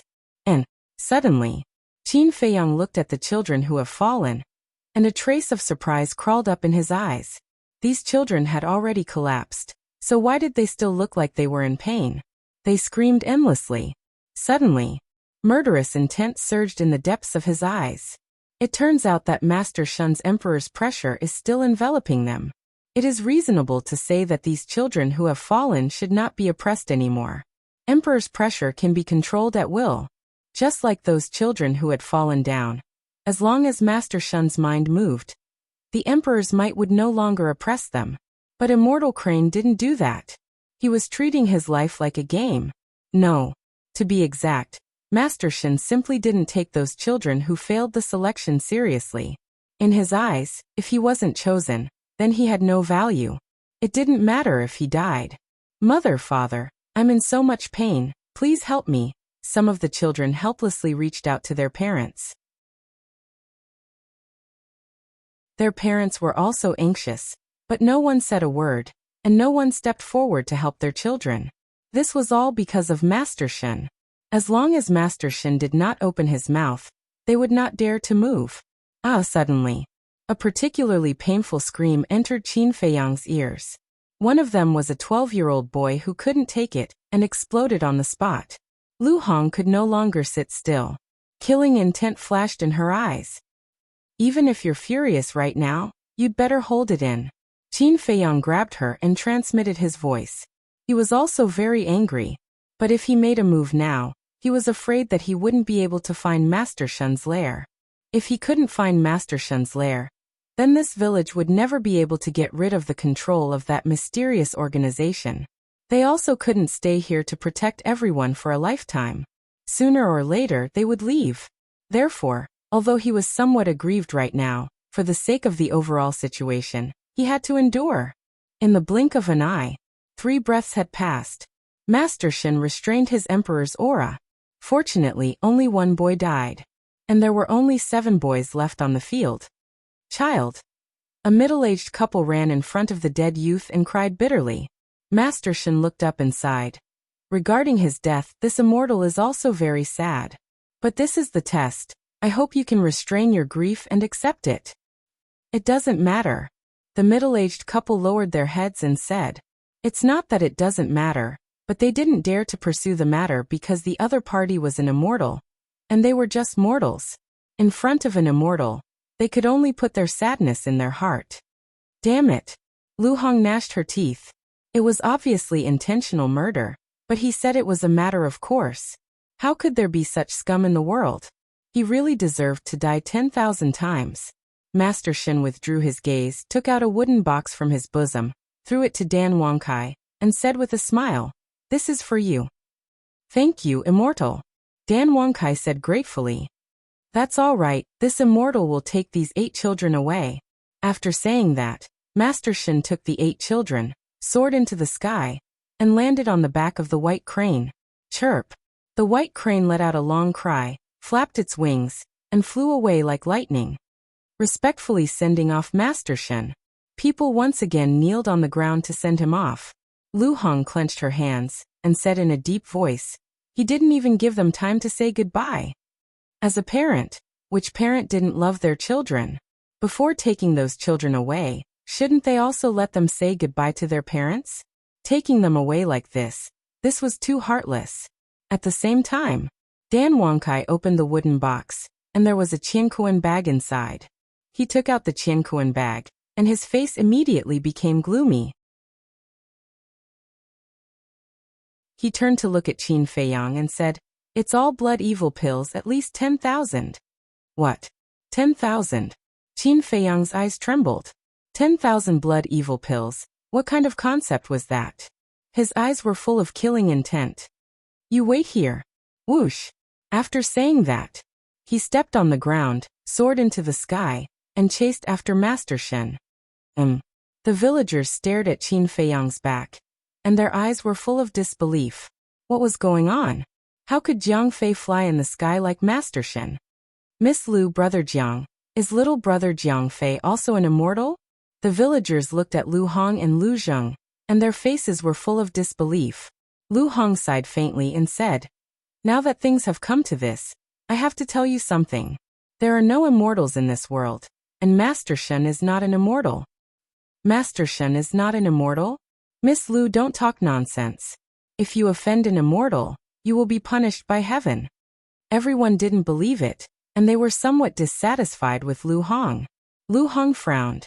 These people had been educated for thousands of years, and the idea of immortals had been deeply ingrained in their minds.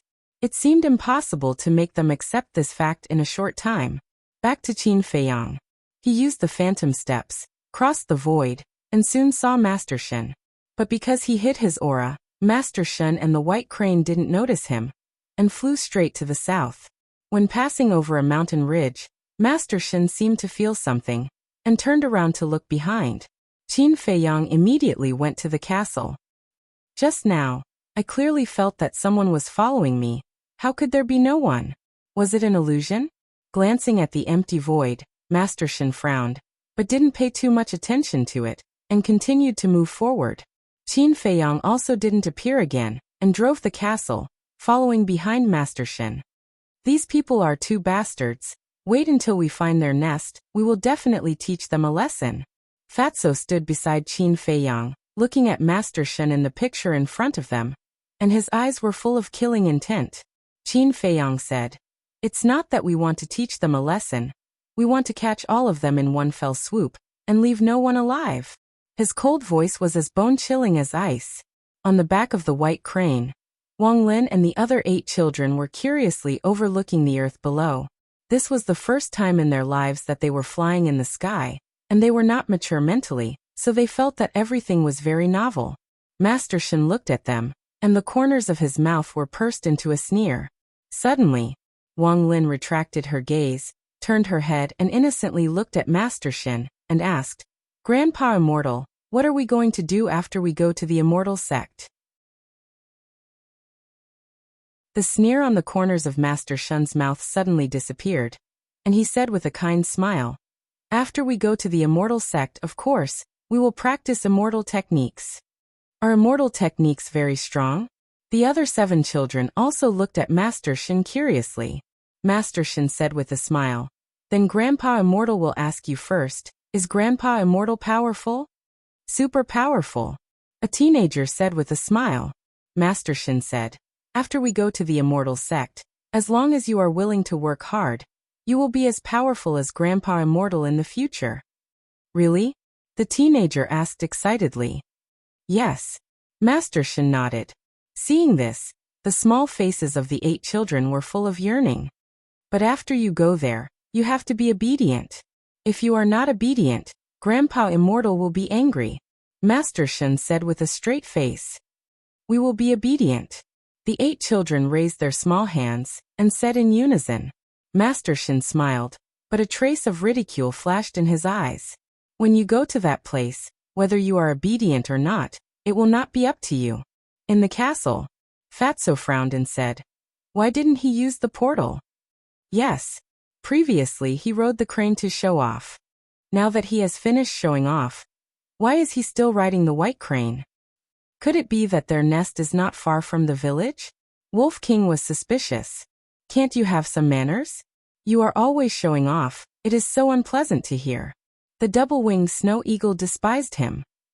"Brother, did I say something wrong? He was just showing off in the first place. Otherwise, why would he not use the portal and insist on riding a crane here?" Wolf King said with disdain. "You know it in your heart.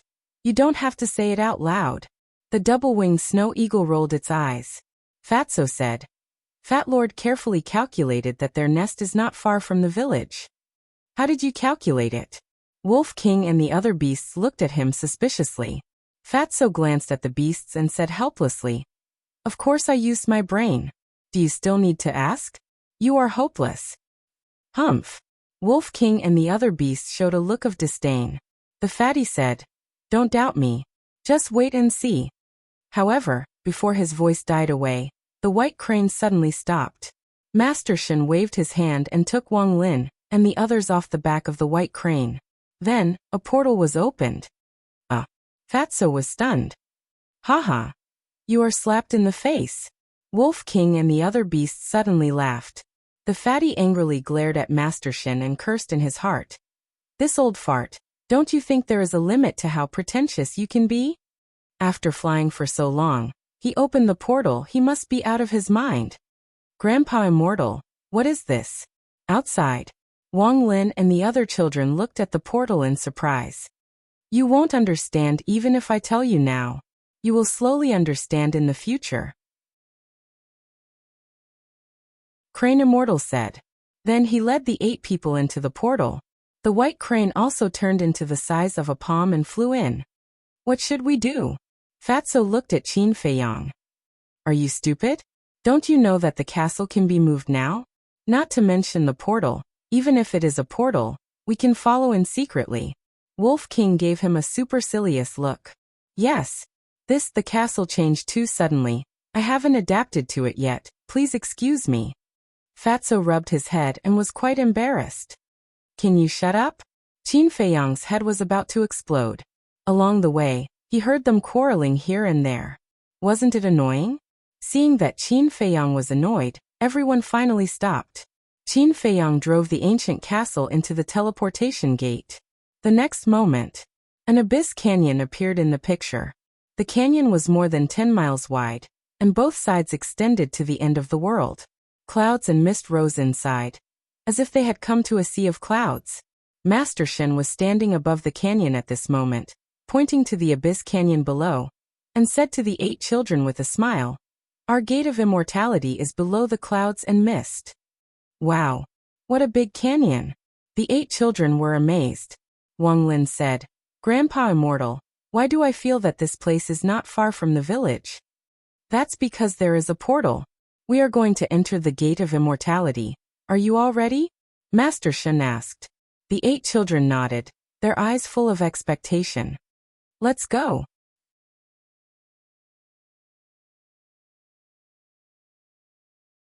Chapter 1228. Shua. Right after Master Shen left, Qin Feiyang and the white-eyed wolf appeared in the sky above the canyon. "Where is this place?" The white-eyed wolf glanced around, eyes full of suspicion. On both sides of the canyon were mountain ranges that stretched as far as the eye could see. There were layers upon layers of mountains and ancient trees that towered into the sky. The aura of berserk beasts filled every corner of the mountain range. Moreover, all of them were emperor beasts. "I don't know either." Qin Feiyang shook his head. The Great Qin Empire was huge, and there were many places he had never heard of. However, this was not important. The important thing was that they had found the headquarters of the mysterious organization. "Get ready to go down," Qin Feiyang said. The white-eyed wolf nodded, turned into a palm-sized wolf, and landed on Qin Feiyang's shoulder. Qin Feiyang activated the concealment technique and turned into a stream of light, rushing into the canyon. Clouds and mist lingered in the canyon, comparable to a fairyland. However, the air was filled with a cold current. Moreover, the deeper they went, the more terrifying the cold current was. A layer of frost had already appeared on Qin Feiyang's eyebrows and hair. After a dozen breaths, Qin Feiyang flew out of the clouds and mist, and his eyes lit up. Below him was an ice canyon. The entire canyon was covered with a thick layer of ice and snow. White mist rose, and the cold air was threatening. "There they are." The Wolf King pointed at a certain place below. Qin Feiyang looked down and saw an ice mountain towering in the canyon. It was more than 300 meters high. Master Shen and the 8 children were standing on the peak of the ice mountain.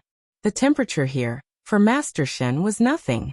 However, the 8 children were shivering from the cold, their small faces pale.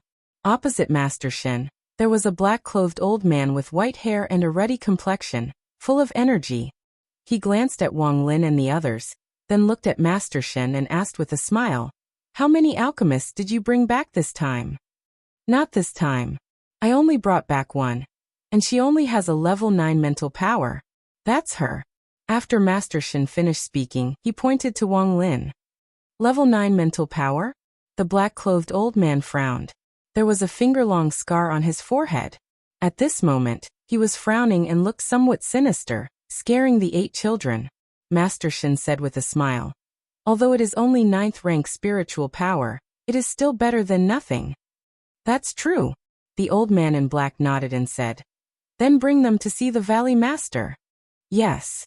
Master Shen waved his hand, rolled up the 8 people, and soared into the sky. The black-robed elder raised his head and looked at the void above. He then sat cross-legged on the ground and closed his eyes to meditate. Qin Feiyang sized up the black-clothed elder and transmitted a message. "This person's cultivation is also very strong. According to my judgment, he should be an 8-star combat emperor." TSK. I bumped into an 8-star combat emperor the moment I arrived. How terrifying is this place? White-eyed Wolf was speechless. Qin Feiyang retracted his gaze and looked at Master Shen. A cold light flashed in the bottom of his eyes. He took a step forward and silently followed Master Shen. On the way, he encountered another 5 ice peaks. On top of the 5 ice peaks, there was also an old man in black sitting cross-legged. His cultivation was also an 8-star combat emperor. In other words, at present, they had already encountered 6 8-star combat emperors. It was really hard to believe. How many experts were hidden in this ice valley? And the existence of these people must be because they were worried that someone would sneak into the ice valley and stand guard. About 500 breaths passed. An ancient square entered Qin Feiyang's line of sight. The square was a few hundred feet wide, covered with ice and snow. In front of the entrance of the square, there was an old man in black sitting cross-legged. Master Shen brought the 8 children and landed on the square. The old man in black opened his eyes, looked at Master Shen, and said expressionlessly, "You're back." He looked a little cold. Master Shen nodded. The old man in black looked at Wang Lin and the others. He raised his hand and pressed the ground beside him. Kacha. The ice broke, and a stone brick caved in. Immediately after, the ground in the center of the square cracked, and then slowly moved to both sides. Soon after, a stone staircase appeared. The stone staircase was more than 4 meters wide, emitting an ancient aura, leading to the underground. "Go in," the old man in black said. "Thank you for your trouble." Master Shen cupped his hands and led Wang Lin and the others down the stone staircase. Qin Feiyang also hurriedly followed in. The stone staircase was very long. After walking for dozens of breaths, they still couldn't see the end. There was no one standing guard here. Except for the footsteps of Master Shen, Wang Lin and the others, it was dead silent. Another 100 breaths passed. Qin Feiyang finally saw the end. However, through the exit at the end of the tunnel he saw a magnificent mountain range. Are my eyes playing tricks on me? There was a trace of disbelief in his eyes. One must know, now that they were deep underground, how could there be mountains and rivers under the ground? The exit was getting closer and closer. But the scenery outside didn't change at all. And as the distance got closer, the field of vision gradually widened, and they could see more and more things.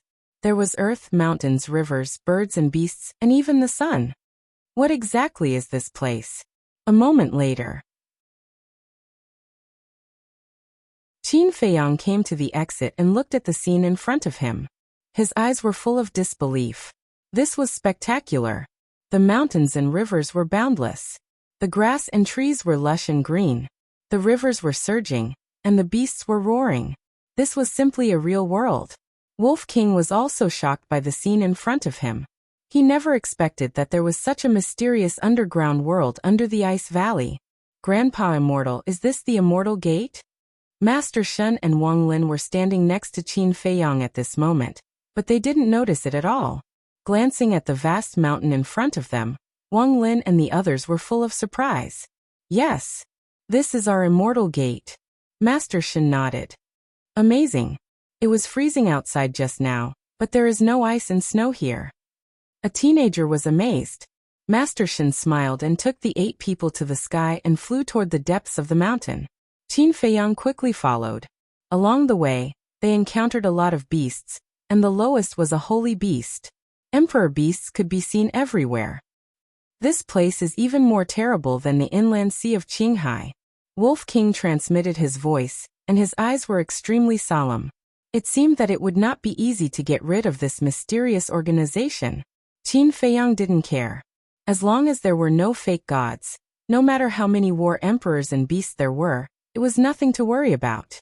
As for the fake gods, they were the peak existences of this world. Looking at the entire Great Qin Empire, there were only a few of them. Although this place was quite mysterious at present, he didn't sense the aura of the fake gods. Soon, they went hundreds of miles deep into the mountain. A strange mountain range gradually came into sight. Those giant peaks were like swords, towering into the sky, exuding a majestic aura.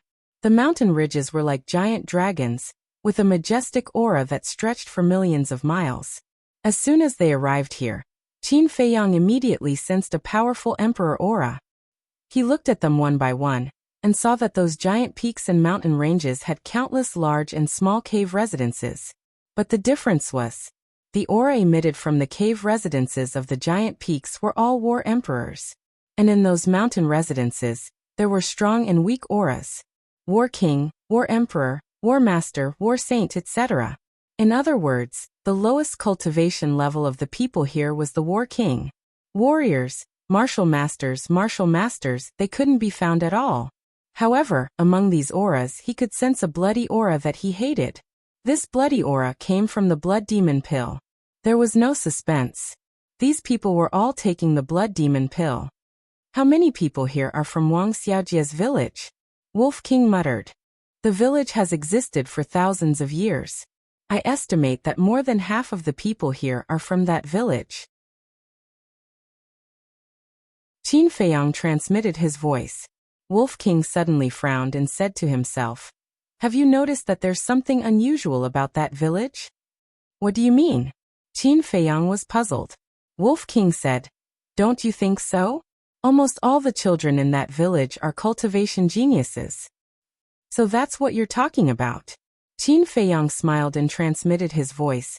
"Actually, I also noticed it. I think there must be some reason behind it." "Could it be related to the ancestral tomb?" Wolf King thought for a moment and said in surprise. "Ancestral tomb?" Qin Feiyang was stunned. "Don't say, it's really possible." "We're almost there." At this time, Master Shen's voice sounded. Qin Feiyang raised his head and looked at Master Shen. He saw Master Shen leading Wang Lin and the other 8 people toward a particularly majestic giant peak. That giant peak was more than 10,000 feet high, towering into the sky. On the top of that mountain, clouds and mist were lingering and white cranes were flying. At first glance, it really looked like a fairyland. Qin Feiyang followed Master Shen and flew to the top of the mountain. The top of the mountain was flat as if it was cut by a giant axe. In the center of the mountain, there was a huge palace. The palace covered an area of more than 10,000 feet. It was dark all over, and every brick and tile exuded an ancient aura. Swish! Master Shen led Wang Lin and the other 8 people, and landed on the square in front of the palace. There was no one in the square. The sound of a pin dropping could be heard. The ground was covered with black stone bricks, and there were traces of time everywhere. "Greetings, Valley Master." Master Shen knelt on one knee, looking at the closed palace door with a respectful look. Seeing Wang Lin and the other 8 people curiously looking at the palace, Master Shen raised his eyebrows and whispered, "You guys also kneel down?" "Yes." The 8 people responded, and also knelt on the ground to kowtow. Boom. The door slowly opened. A powerful aura gushed out from the door and oppressed Master Shen and the other 8 people. Master Shen's eyes trembled and his expression became more respectful. This aura was actually not deliberately released for the sake of intimidating Master Shen and Wang Lin's group of 8. It was naturally released. It was precisely because of this that Qin Feiyang was able to sense a bloody aura of hatred within this aura. Obviously, the owner of this aura was also taking the blood evil pill. 9-star combat emperor. Qin Feiyang muttered to himself, crossed his arms in front of his chest, and coldly looked at the palace door. The Valley Master should be the owner of this place. He was looking forward to finding out who this so-called Valley Master was. Bring them in. Suddenly, a loud voice came out from the palace, somewhat deafening. Yes. Master Shen respectfully responded, got up, and led Wang Lin and the other 8 people toward the palace door. You're tuning in to the Li Mei's Wuxia Whispers YouTube channel. We're so grateful for your support, and don't forget to subscribe to join us on this incredible journey through captivating stories. Your generosity through donations truly makes a world of difference, as it's the primary source of revenue that allows me to expand and enhance this channel for you. Thank you from the bottom of my heart for being a part of this adventure.